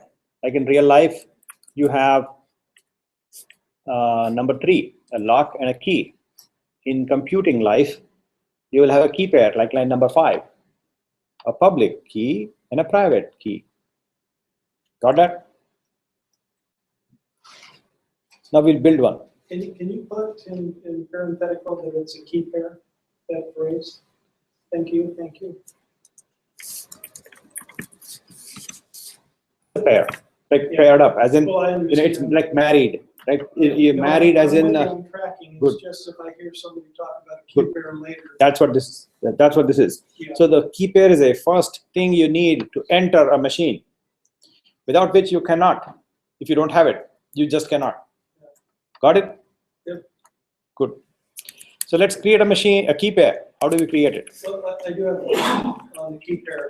Yes. The cloud owns one key, and the laptop owns the other part of the key? I'll tell you what goes where. Okay. Yes, I'll tell you that. The first thing I would like you to understand is this is private key. Only I have it. I hope, right? I hope only I have it, right? And the public key is that one, the lock itself. Think of it as metaphorically, as an example, imagine the lock is the public key and this is the private key. And I hope that only I have it, that nobody else on the planet Earth has it. That's my hope. That's not true in this case. It's a shared building, but hope that this is the only one, only I'm the only one that has it, and I'm going to hide it, keep it safe and private. That's why it's called private key. And the public key is the lock. So now your question, where does the public key go? And where does the private key go? Who owns it? Who keeps it safe? You keep the private key.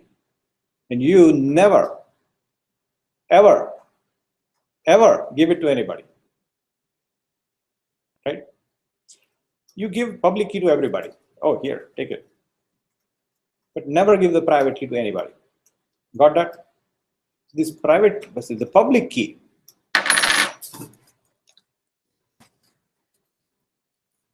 This line number 1 goes to cloud machines. And this line number 5 stays with you.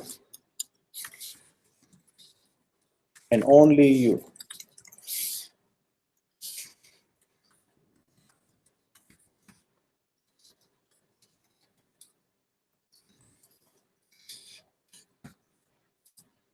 Got it? So to create a pair is a simple command. The command is this. That's how you create a key pair. And you're done. It generates 2 files. One of them is the public key, the other one is a private key, and you're done. That's how it goes.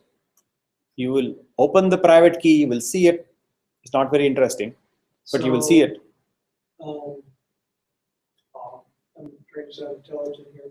When you execute the command and it generates 2 files right there, you have to take the file and put the private key on this computer, for example, and since you generated the key on the cloud itself, you keep the public key. So you don't generate the key in the cloud, you generate it here on your laptop. Okay.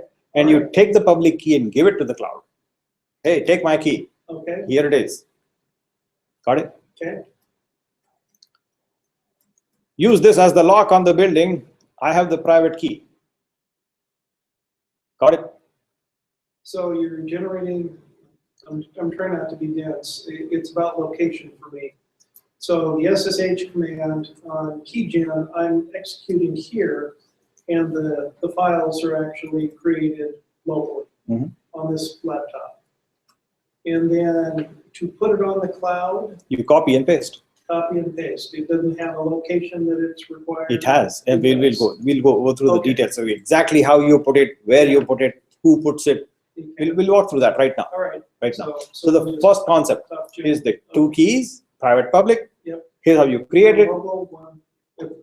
One is private. It doesn't have to be local. It's private, Okay. right? It doesn't have to be local, but it is private. Okay. So keep it private. And the public goes wherever you want the locks to be. Okay. Whatever you want to secure, you put the locks there and use your private key can open it. Okay. So now let us open the terminal in our virtual machines, in our Ubuntu trustee, whatever you have.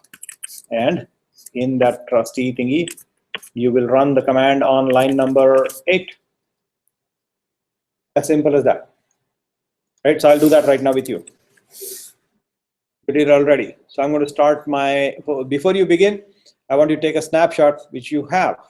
I'm assuming you have taken a snapshot like this.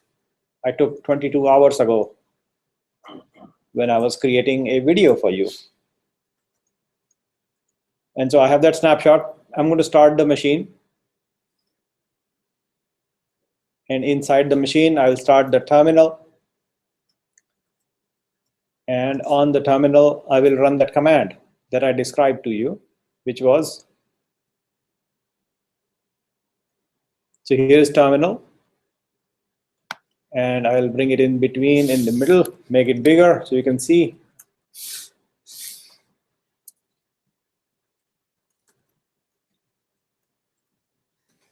And clear the screen. And then type in the command. That's the command. And once I type it, it puts the keys in a specific location. So we'll go to that location and find out. But before it generates that key, I want to actually go to that location and see what's there already. The location happens to be this.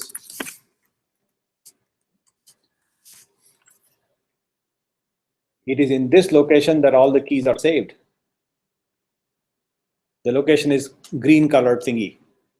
It is tilde is home, and under the home you have a hidden folder called .ssh, and that's where keys are stored. And you will find that I have nothing. Good. Nothing is good.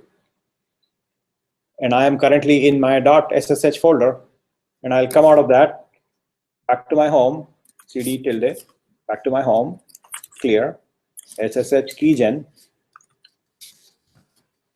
And now I'm ready to actually run it by, after examining that I have nothing in the .ssh folder, I'm going to now run it. Enter. It says creating public private RSA key pair. Where should I store it? If you say nothing, just say enter, it will store in that location where it says. Yeah. And the file name would be whatever it is. And so I'm going to just use the default. Enter a passphrase. We'll talk about passphrase later, but right now I'm saying no passphrase. I don't want any. Enter the passphrase again, and I don't want any. So something happened, and it created a key pair. And it has saved that key pair in a location mentioned on the very first line on the top, which is in my home, which is home/user, by the way. The username is user.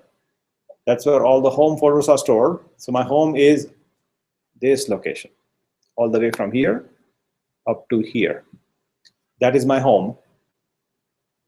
And underneath that, there is a folder called .ssh.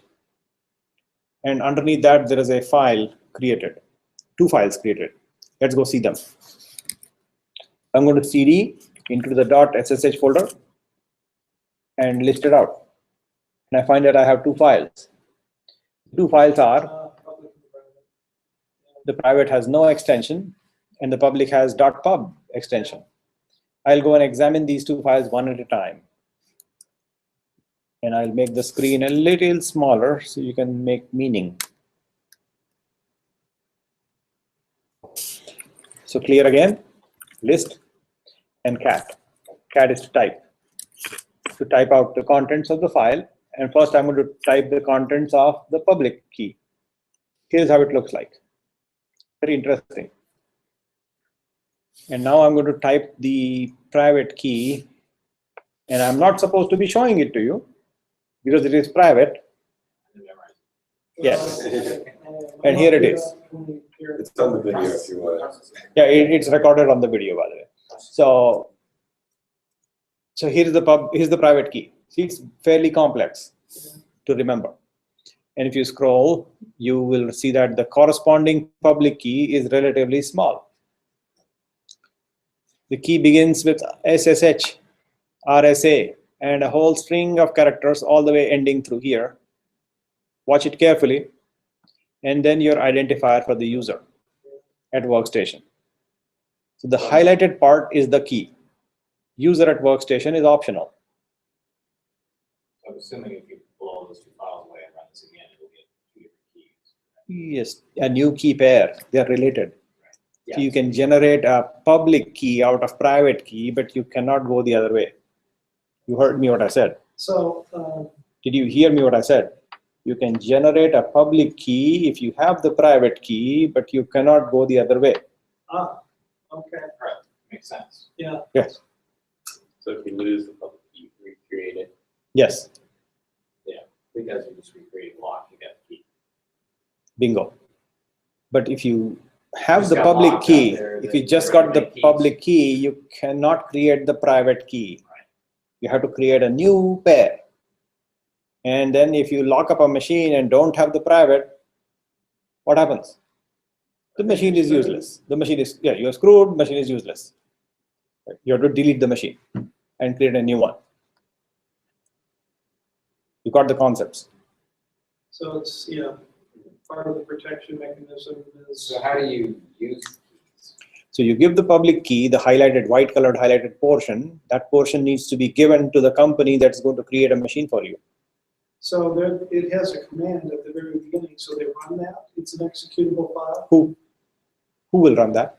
whoever's gonna be on the public side. So you have to give them, hey, Amazon, Then please I'm gonna take, give them- yeah, hey, Amazon, please take my public key. Here it is. Yeah, And then they'll do the rest. and then they go ahead and they execute it, whatever it's gonna go, and I'll tell you where it goes. I'll show it to you exactly where it goes. What Amazon will do, I will walk you through that. Okay. But Amazon will never tell you this. I'll tell you where they're putting what, yeah, right? Okay. So you have to get the public key, like the highlighted portion, and give it to the company that is giving you a machine so that the company can put locks in place. And only you can access it because you have the private key. Okay. Got it?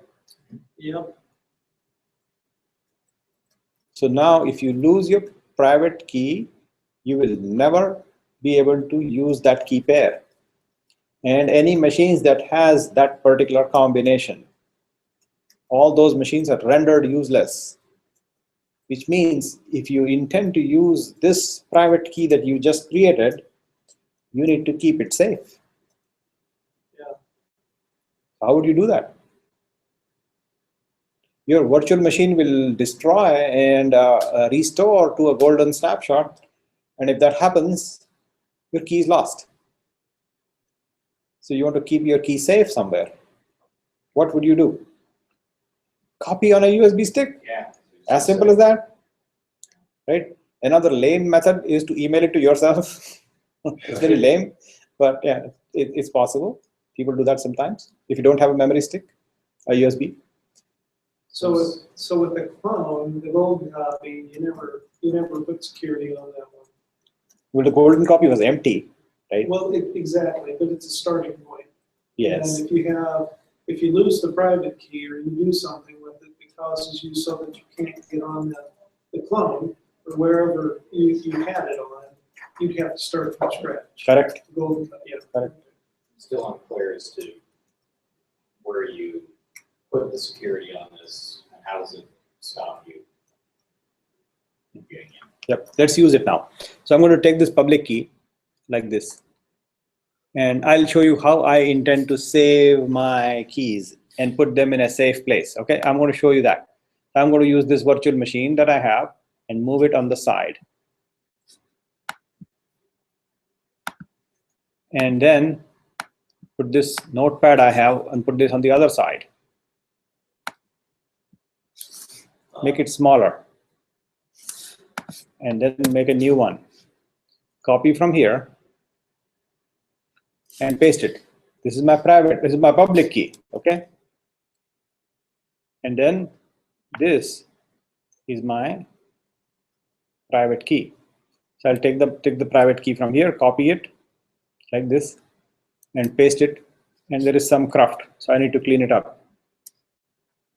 So I clean up the cruft at the bottom, clean the cruft at the top, and there it is. So I have the public key on line number 6 and private key on line number 10 to 36. So, That's how I'm temporarily saving.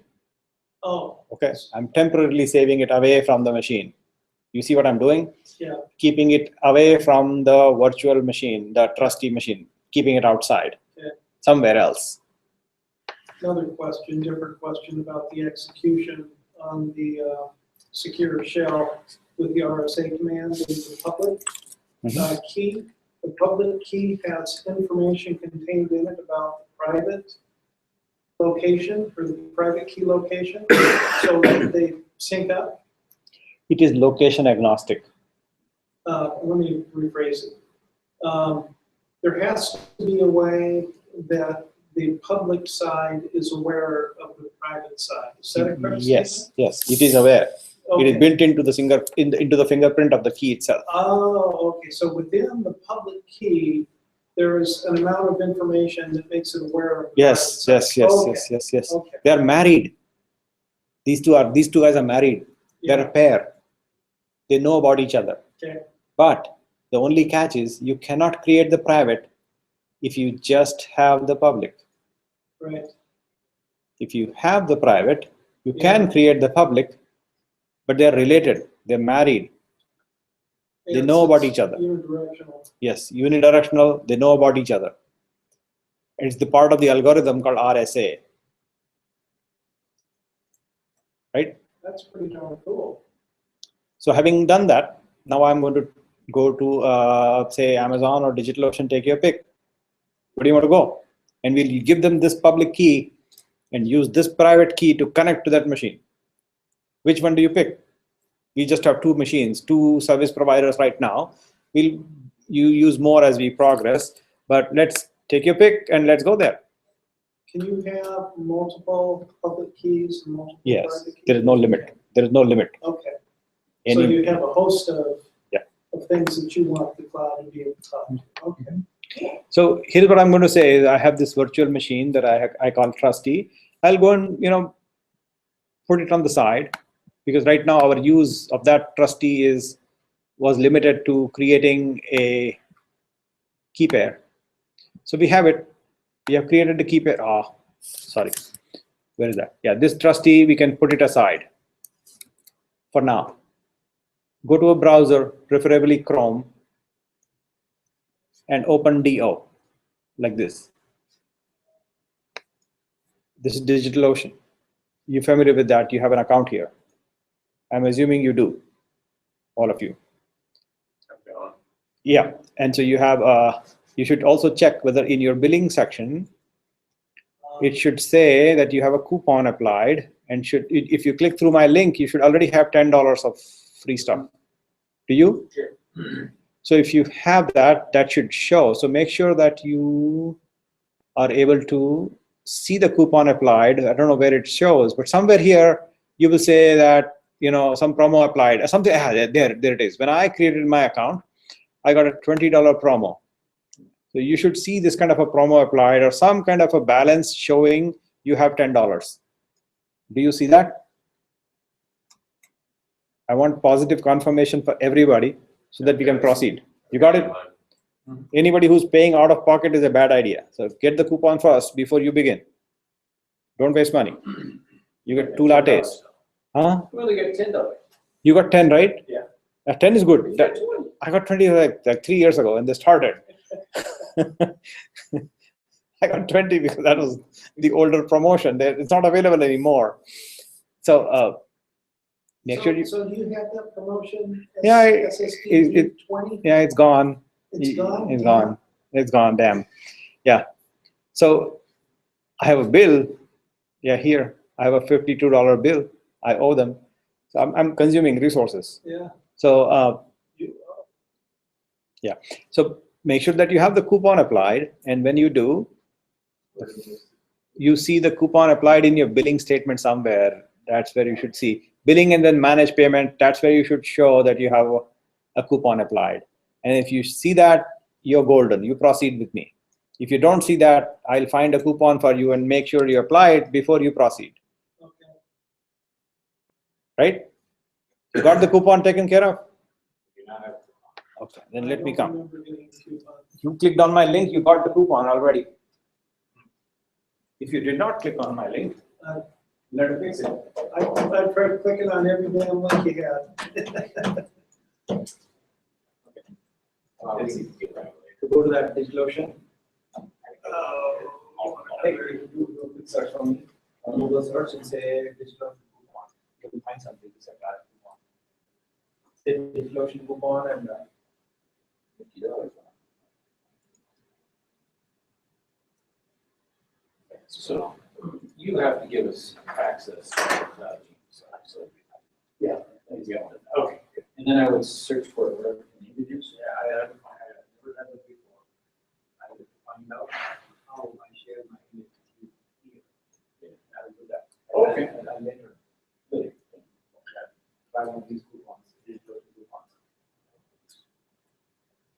Here, give the points up. And there is- Let me find out one button. There's the code. You got the big one? Well, Yes. So our idea would be to first thing is to give this company our public key, right? Okay, I'm in. So we have to give them our public key. You understand what I'm doing now? Do you? Hey, use my public key with your machines that you will create for me. That's the point I'm trying to tell them. How do I tell them? Take my public key and give it to them. Where do I give it? SSH keys, right here. You click here, Okay. and then on the blue button on the top, add. And give it your name. Something like this. Or call it whatever, but you remember what you call it. So this is important to remember. This is my public key. That's a good name. And then what you do is you take your public key. Public key is just one line, by the way. If you notice carefully, it's just one line. It's a very long line, one line, as opposed to private key structured a little differently. Private key is multiple lines, 10 through 36. That is one line. What is this machine here? This machine Yeah. is my Macintosh. That is your Mac. It's just a notepad. Yeah. But I'm saving it for temporary use. I'm copying and pasting. It's like notepad on Windows. Okay, so if you did it on Windows, how would you create it? I did not create the key on Windows. I created in Trusty and then copied from Trusty to my Windows. Yes. So think of that as my Windows notepad. I just copied from Trusty to make my life easy. So we have to give this segment to these guys. Add a key. Where does the key end? The key ending is that one long line. So you take line number 6 all the way from here to the end up to EF. Yeah. And that's the That's your public key. public key. You copy that and you bring it here and paste it. And you're done. So That's how you give public key. So when you give them that, you add the SSH key, does that shut down any other access to that server like FTP or Telnet or anything else so that they can only use secure shell and it has to use the key pair? That shutting down has to be done separately. Just by the fact that you add a key doesn't mean that it will come. Okay, so if Telnet was still wide open, It will still they be can able walk to. through Yeah. Telnet. If the password is open, then you can walk through the password. Everything else, you have to just physically go shut every door Okay, and every window. so if you shut all that down and SSH is the only way in, the Then key that's pair the is way the in. okay, got it. And it will also disable password access. You can still SSH Right. through password. Right, It will also disable password access. okay. And that's how you secure the building. By the way, I got the. Good, apply. I did. Yes. So, so this is my public key, is the name I chose, and the key itself I pasted here, and this is how I will tell the closure, hey, use my. Got it? Yeah. So I'm going to give this public key to them and say, please create a key for me. So I click, and it creates a key. And now it says on the upper right corner, your SSH key was successfully added. Here, and it is now added. This one. Got it? So now I'm going to create a machine and connect to that machine through my private key. You got that? You know how to do that? Do you? Yeah, do you already know how to do that? No, I'm Okay, so watching what you're doing. I'd like you to do it along with me. So I don't have the droplets created yet, and I didn't see where you had the promo, and so I didn't do it. So go ahead, do it. I'm losing. I'm Okay. losing you. Where am I going to put the private key? On this box. I was supposed to have executed the command before I copy it down here. I haven't executed the command yet.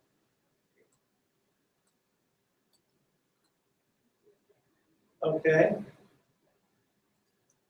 You execute the command in this window. So in this window, you run that key command, which is SSH keygen. SSH-keygen.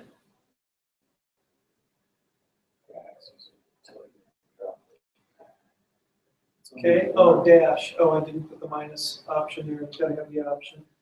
So you're giving a public key from a virtual box. to Oh, keygen, not kgen. This, so.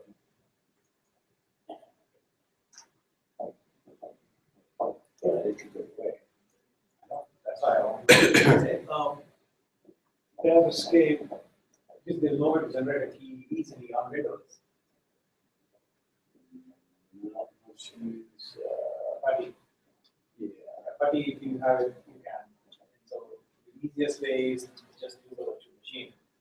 SSH-keygen. That's So why I'm kind of in a catch-22 here, to say, yeah, use my virtual box, until I get to drop it. Okay. So you have virtual box running? I will not have virtual box running this. So what So- was, You will not, right? I see what I I'm will saying. not, but I'm going to get another one. What I'm saying is, what you showed us earlier, where you had drop it, I can use your image, then I could use, that would be my virtual box. So I could go put a virtual box on that. You could spin up a droplet and then generate the key. I think, hold on. Let me do a quick way to find out how do I share my image so it makes life easy.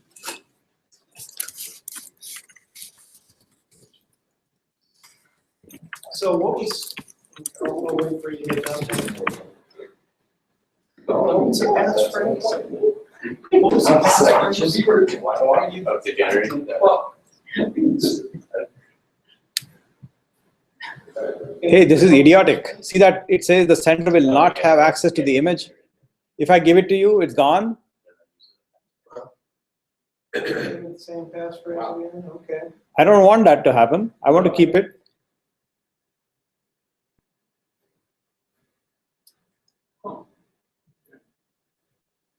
This is lame.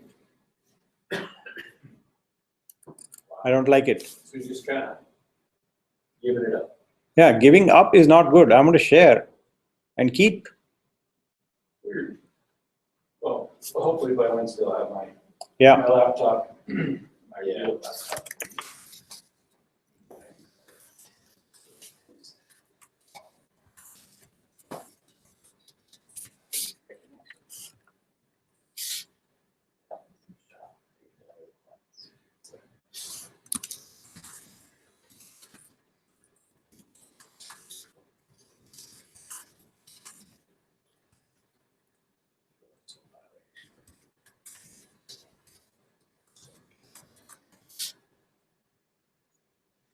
I created a ticket for DO to help me, and they'll find out how to do it for me and do it later.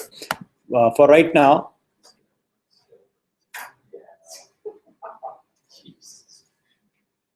DO is easy. Yeah, we're working with another company, not to be mentioned. Hardly even know how to open it. Yes, these guys are smart, modern, very efficient. That's the reason I like it. Yeah. I really like it. It's so convenient. So I understand you cannot create a key pair right now. I understand. Well, I'm fine. I've done it. Good. So we'll take our public key and give it to them like this. And the next step is to create a machine. Are you ready for that?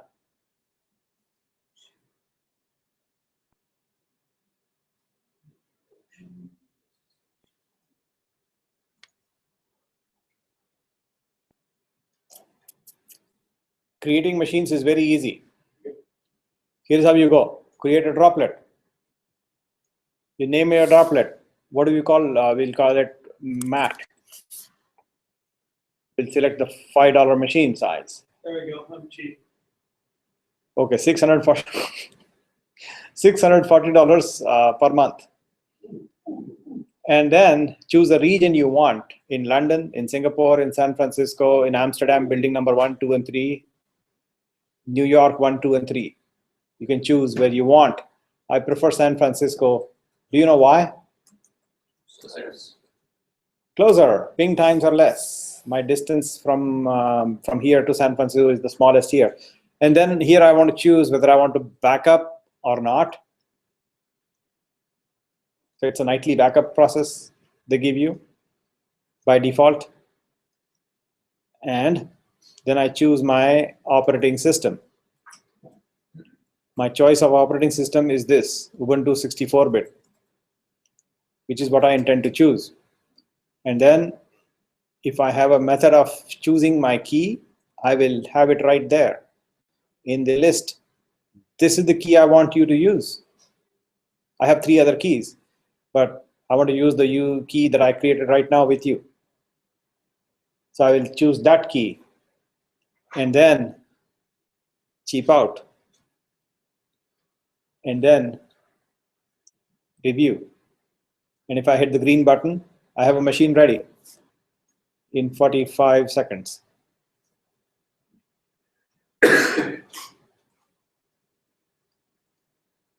You got that? Don't seem to want to take the key.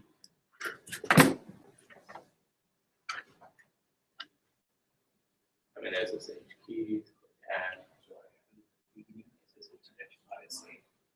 Of course, that has to be copied.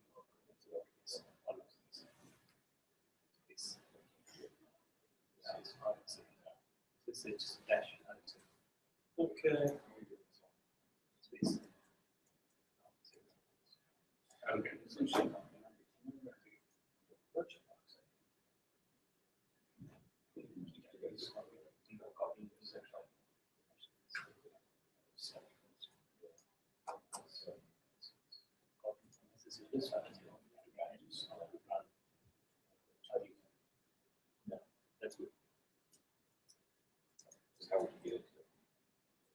So user workstation is part of that. Yeah, you can copy the user workstation also. Yeah. I wonder if I got it.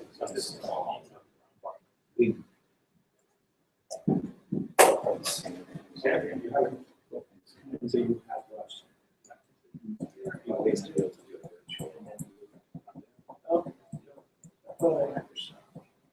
No, that's just right here. Oh, yeah. So it didn't, so the copy didn't work.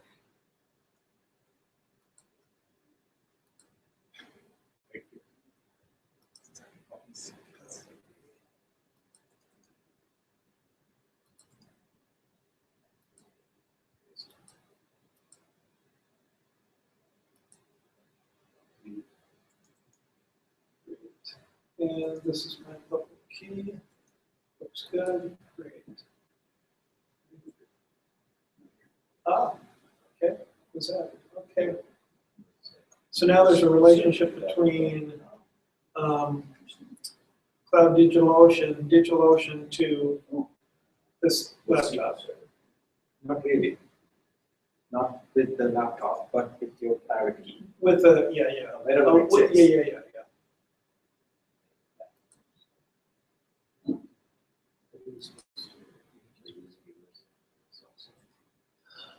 Is it not giving you happiness? Yeah, I'm not getting copy and paste. That's videos. Not genius.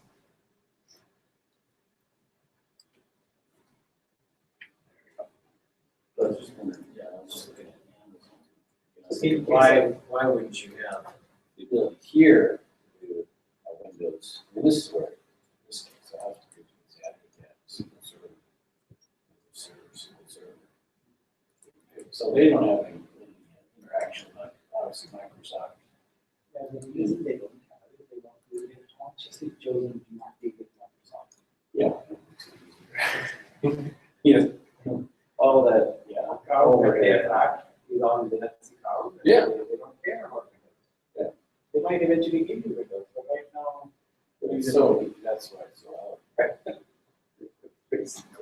Okay, so then on Amazon, I can only get served, oh, if I want to spawn my own, spawn a workstation, I just use virtual box, right? Or see, get rid of it, but it's not gonna be,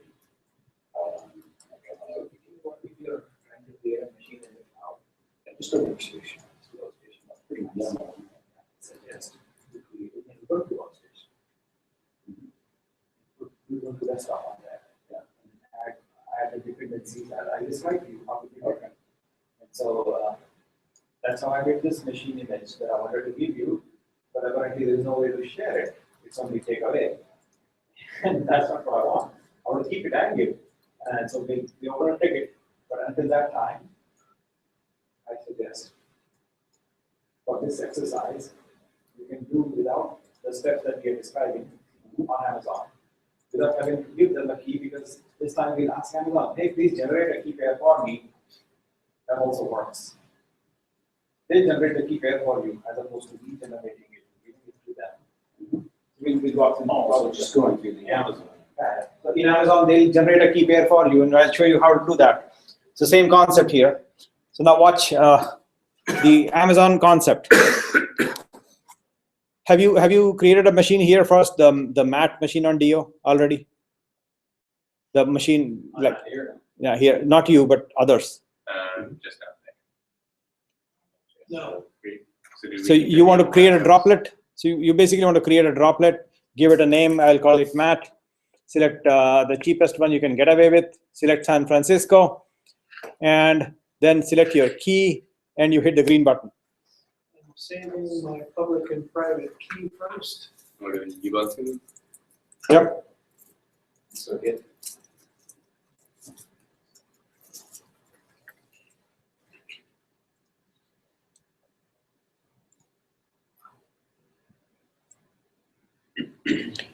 So you got this aspect of creating a droplet. You got that part yet? Yeah, I'm confused whether you want me to Okay. add the SSH key now or not. Yes, you do. First, you add the SSH key in the SSH key location here, and then you come and create a droplet. Okay. So well, here's how you do it. Let me starting to begin. drop. Let me begin from scratch. I deleted my key. Okay, well, hang on, because I'm starting to create the droplet right now, and there's an add an SSH key option. Yes, first you have to add the key. Did you add the public key already? No. Okay, so here's how you do that. Add a key. And then give it a name. And then you give it the key. And then you create that key in Dio. I didn't do that. So SSH key, add a key, name it, paste the key, and create. Okay, so when I'm creating the key pair in the virtual box, do I have to do that at a specific location? No, any location. It all goes to this location automatically. It automatically goes to this location, .ssh. Wherever you sit, Okay. it will go always in this location and drop the keys if you don't type anything, or otherwise instruct differently. That's where it goes. And you take the keys from here and give it to Dio like this. By the way, you can work entirely in the Dio, in the trusty machine. That's also okay. In fact, that may be more convenient if you just expand trusty full screen and say, I want to work entirely in trusty and I ignore my local computer. That's also fine. So you just go like this. View, switch to full screen. And that becomes, it just takes over your entire computer. And this is how it looks like after that. The entire computer is now taken over by Trusty, which means you can open a browser on the side, go on one side, put the terminal on the other, and log into DigitalOcean right here. That also works. You just have to log in here instead. So I will log in.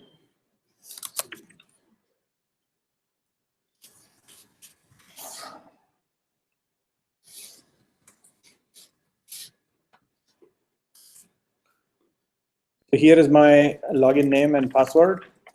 Just another quick question. Yes. I noticed that on my Mac, I can run the same SSH-keygen. Yes. It's the same thing. Okay, so is there any reason I couldn't use that? Yeah, the only reason that I recommend that you use trusty virtual machine is to have the entire class operating together on the same page. Okay. There is no other reason to have trusty. Okay, The whole reason we have trusty virtual machine is to streamline the class experience. gotcha. Okay. Otherwise, somebody's using Windows and I'm using Linux and I have a Mac, and so just bring everybody on the same page. That's the whole purpose behind trusty. There is no other reason.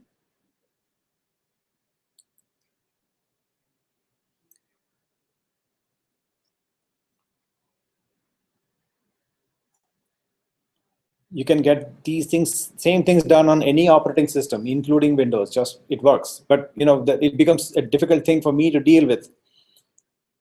Right? You have Windows 2000. What do you have? Windows 8.1. Then you have I don't know what Windows, maybe 7. So. Well, you give us experience with the virtualized environment on our local desktop as well. Right. Yeah. Yes. Yeah, that's an added benefit. Yes. Yeah. So I think that's pretty darn cool. Yeah. And so I'm going to log into DO in my different. I have multiple accounts. By the way, do not open multiple accounts with the same provider. The provider will get you. Oh, right. If you have one person opening 2 accounts with DigitalOcean, DigitalOcean will call you and say, why do you create 2 accounts? I'll block both of you. Don't make that happen. So I have 2 accounts because I told them I will create one for class use and one for production use. And so right now, what you're looking at is my DigitalOcean classroom account, which is, there is no droplet. In fact, there are probably no keys. Yeah, there is a key. So I'm going to delete the key. I'm going to delete that key right there. Gone. And so it's very much similar to an empty account, fresh, new, and no droplets and no keys and nothing. So I'm going to go to the SSH key segment like this, add a key, and I'll say this is my public key. And then I'll add my public key, wherever that is. Where is that? There it is.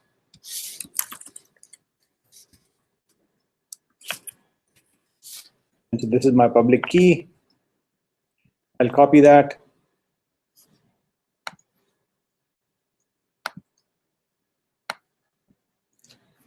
And give it to the browser, which is DigitalOcean, and paste it here.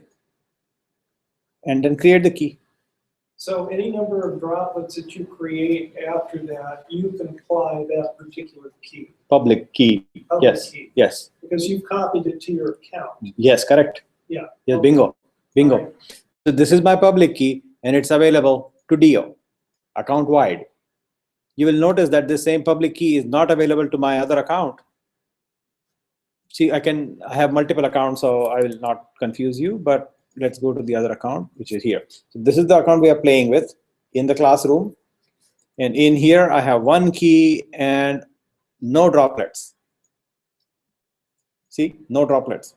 I'm going to create a droplet now. Yeah, that's my situation. Okay. And I'm going to name it Matt. And there you go. And select a region. Select an OS. And add the key. Oh, there you go. And this needs to be blue. So you could have multiple, you could create multiple keys Mhm. and store, and then you could apply Whichever you. whatever your private public relationship is that you want to. Yes. Okay. Yes. And so I decide that I want to use this key pair. So the key pair name is, this is my public key, right? And then I'm going to create a droplet. When I click the button, it should create a droplet. Should I do that now? Here it is. So it's creating a droplet for me. And it will take 58 seconds to complete. The promise was 55 seconds. So they failed the promise.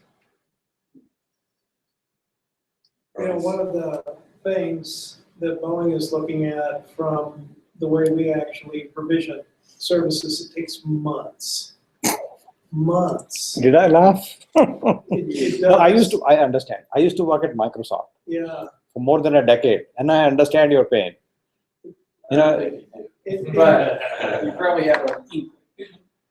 And so 30 seconds, you have an infrastructure where you can just go out and you can go ahead and provision what you need I know. in seconds. Yes, and I think that should be the goal. Is just make it easy for your customers. Yeah. And so we are doing it right now. 12 seconds remaining, and we have a droplet going. It is called MAT, and it has an IP address. You see that IP address in orange color? I'm going to copy that IP address in my buffer. And now what? I'm going to connect to that MAT machine. How do I do that? I'll make it bigger so you can see it. I think it's not big enough. It's big enough? Maybe? Yeah, oh yeah. Yeah. Okay, good. So I'm going to connect to that machine, and the connection command is a little different. I'll just show you that. You saw the SSH key gen command to create a key pair. The connection command is simple as this. And it has some parameters to be passed, like my key pair, my private key name, and then root at IP address. So that's the syntax super for user path, the root password that we have in Trusty. no, there is no password here.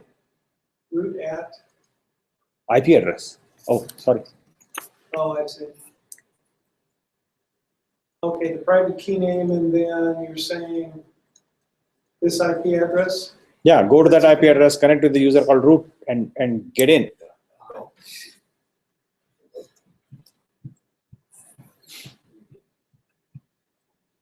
The root IP address that you had was up in the cloud. Yes, yes. That was the number that Yeah, you. this number, Matt, that number. That's the IP address, okay. Root at, okay.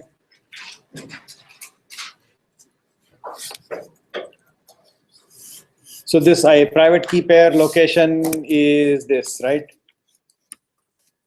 Yeah. So this is what I would type, and I'll get connected.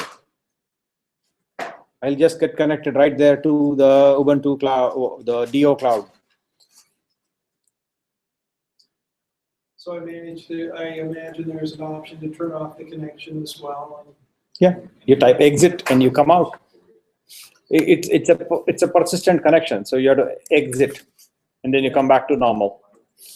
So you are in your machine, in your Trusty here, then you go out, you are in DO, then you exit, and then you're back to Trusty. Yeah. Okay.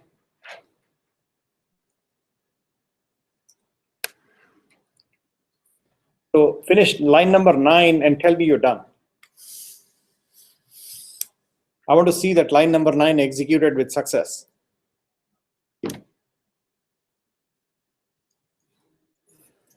And let me see if it works for me. So I'm going to take that line number 9 from here, copy that, take it to my DO, to my Trusty, and paste it here, and see it lets me in, and I'm connected. And so here is my MAT machine. Where is my MAT machine? There it is. So there it is. Come on, please. Yeah. There is the MAT machine, clear, and I'm connected to MAT. And who am I? I'm Linux MAT. That's the name of the machine. I can come out of it, and I'm back to Trusty. I can go there again, and I'm back to MAT, and I can come out of it and go there again. And come out.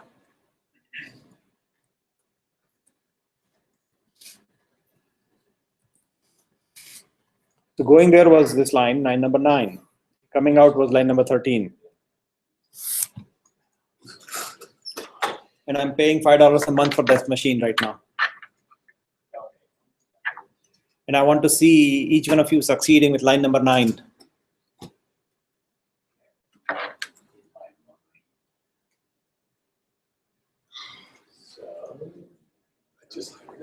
I already did. I already got it. I ran out of battery.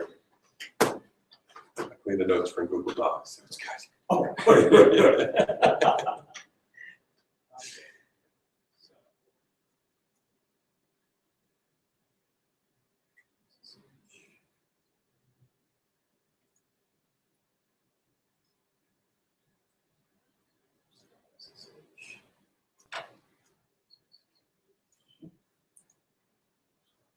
Did you get it?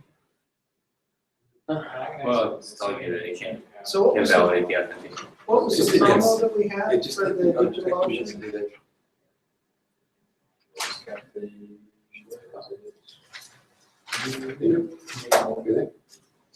So I can't do this now, but. It's just for the RP, right? Yeah. Are you sure you want to continue 6? And yes, no one is currently added. So it was just saying it didn't recognize your IP. Oh, my. What was the promo for the digital ocean? We got a promo code? That's just for my. Oh, did you, creating them. Nilesh sent you an email? I don't know what the code is. I have my laptop here. Right, I have a battery power. You had, He sent an email, huh? yeah, so it's in that long email thread. Basically, I I'll can be use at the bottom of that. You are the buyer. Yeah. You give the name here. You are at the bottom. I am. So, you know, there's, that must be another way of getting Here, you are the key. Or Say buy. That's your key. Here. So it's, this I would 7. say, keep it safe, whatever. Which one, that one? Or better. What about that 7? The very top. That one, Yeah, to the whole group, right? yeah, and just scroll down to the very bottom. Keep that part safe. Don't show it to anybody. Oh, that's me. This one. Yeah, that's essentially what we did, put it down there with the SSH, I create the gen. We have all these computer nodes And then all this, and then I use that. Well, So right now, this isn't,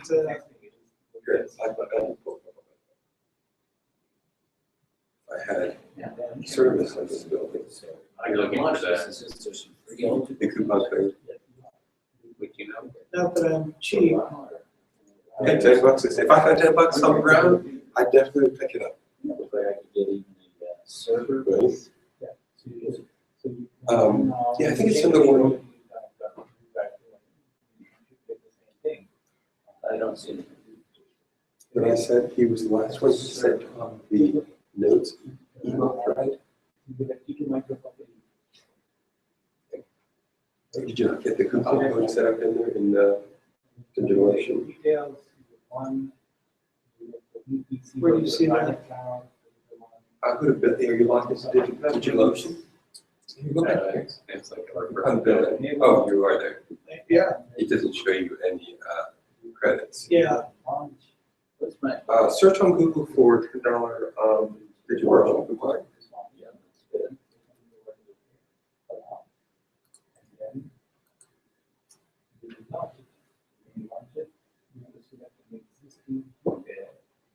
Mine. Is there? You're a Google employee, You get what? $25. Let's go. Why would they do that? Because Google gives out like $50,000 worth of stuff on their Yeah. they're cheap. They do $1,000, you know, too, on software. Oh, it is? Oh, yeah, it's on the service. So where am I going? All right. I remember So, just $10. This one here? It's already done. Our $10 DigitalOcean coupon. So, yeah. This is the URL. And then it's you not have certain. It is, you're in Chrome, so anytime you type in URL in Chrome, Okay, that's, thank you. So what do you want to type? One here. $? But. Yeah, okay. What's your Get my space? private key. Can you save it to a? Or set it, Days. set it. I'm gonna use this one. Maybe I won't. I don't know. Yeah, and so that's something we start a machine and then I can create another machine, another private. Two words. Yeah. Machine, I got several private keys. I don't know, just don't This one, which one it is. of course. That's important. Yes. That was Not hard. getting there. Huh? That was hard. What was hard? No, that's, it's nice. So. We're not getting in. Three coupons? I'll give you some cover. Ah, there you go. Did I mean? Yes, I did. So it's one word. So we got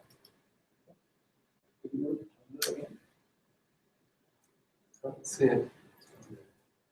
There's $25. DigitalOcean coupons get $25 discount. We'll get other digital promo code, $10 off. start the property. Okay, and start saving now, huh? Hold on. There's DigitalOcean. Scroll down. We'll get you. There we go. Okay, Okay, shop now. I don't want to make this book again. the account's already created, So so log in. We have DigitalOcean. Go to billing.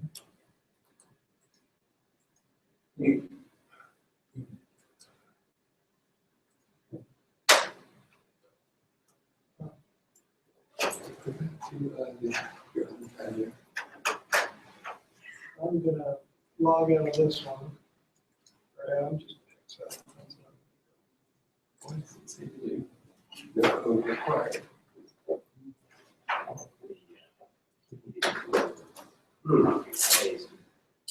Yeah, I think if you go back to your Google email, My what now? your Google email, your Gmail for Gmail. And just let's search for DigitalOcean. Very top. There's a search bar right here.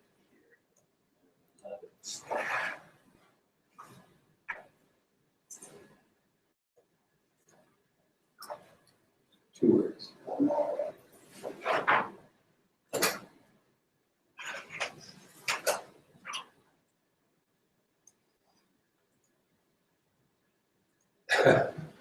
Where is that going? I don't know.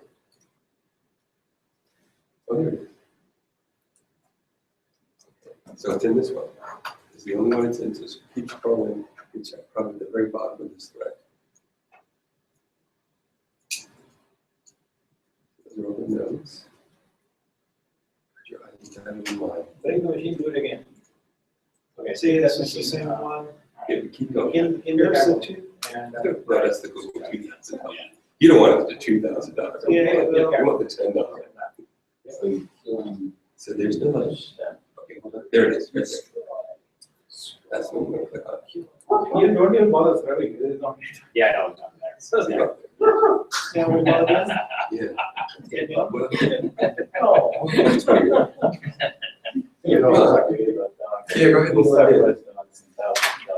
I'm wondering if I need to, the account's already created, just go ahead. Yeah, The problem is, you should get it. as part of this. the copy thing and the other thing, you know, Indians, especially Go to bill. in India, like cattle, Yes. they get offended. Yes. Huh. Yes. And so it- Yeah, there's some line going over here. Puppy offended. I don't. Yeah. So if I were to Bites offended maybe as they go log out of this, I'm kind of curious. They have in here, you feel like, you know, Well, I'm kind of wondering. If You log out I already. create the account, my account's already there. Right? It won't let you create an account that's already there. Right, what's that? It won't let you create an account that's already there. Well, it should log me in, or I don't know what it's going to do. That didn't work. What happened now? Create Yeah, right. Used it for a day, and then got rid of it. Pretty big charge for it. So. Created the percentage. prorated. I think it's prorated, hourly basis. Hours? So it does. So they Or used it, you got rid of it. Divide by number of hours in a month, 730 or so.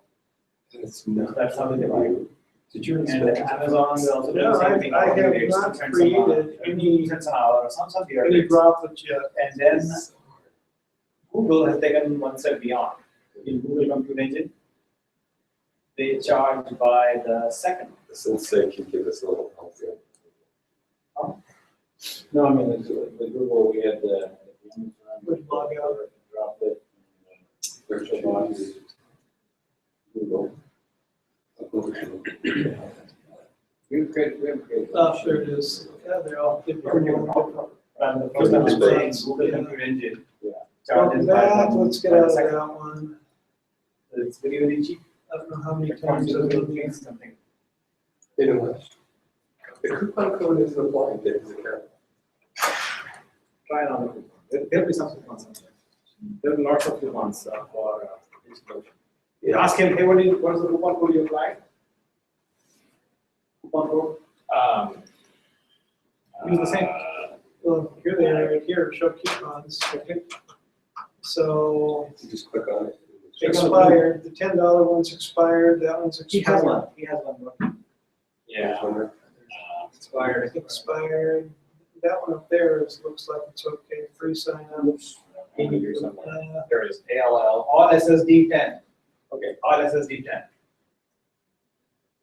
So go to the DO site and apply the coupon. Like, go ahead. Again.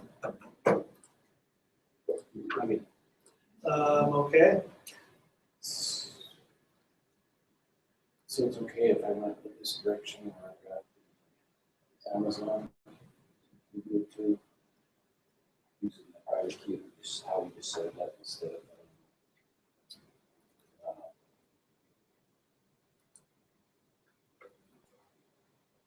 Virtual box. Is okay as long as you feel comfortable dealing with just a command line. Okay. The backing up. I didn't hit any of the. I haven't become Microsoft. What do you think of the coupon codes that did you like? Brain here, so, but yeah, I still, that's kind of funny, it's coming all back. So where did you see something that I don't? No, I don't see no, So, it's just the so same thing. Linux and on Windows Inside. I'm looking to see where you add in the code. All right, I'll go with that. Um, Can we go a little bit further? Well, let's. Okay, so if I Now go let's go back back, here. Hold on, look back to Maybe a public key. Probably copy it or something. click on manage payments. Copy it. Leave your key there also. Leave your key there. Yeah, yeah, I can take that. I'll do that. I'll do that. Scroll down. Promo code, D10. Again, That's the route. okay, and I don't remember what the promo code was. D10. Oh, David Ken? Yeah, I yes. had to do that. So I copied it. I'm wondering if Incorrect promo code, in case someone copied. maybe lowercase d, One more time. D10, lowercase d10. Yeah, issues on there. You sure it's D10 because it's saying incorrect promo code? All SSD 10. Oh, SSD 10? All Yes. SSD, all on zero. ALL SSD. You gotta put it Code is expired. No, it was not expired. I just used it. ALL. There we go. You finally, we did Yeah, it. okay. $10, 2 lattes, man. 2 lattes. Yeah, I think we've heard more than that in our hourly rate. Yeah. Okay, now I can free to drop. But Okay, it's fun to get free stuff, I guess, that's what. Yeah, you work twice as hard to get the free stuff. I see these guys making these paper logs online, I'm like, for the, you know, the free armwood or whatever, it's like, that's a lot of work. Something you can burn in your. Yeah. I was gonna put name of droplet P. You call it Matt. Yeah. That's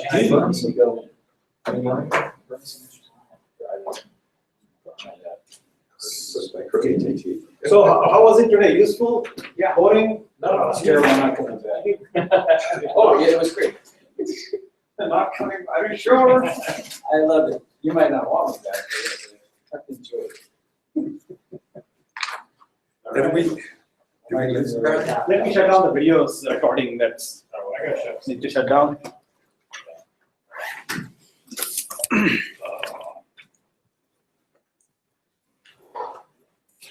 Looks like we have a successful video recording today, all 3 hours.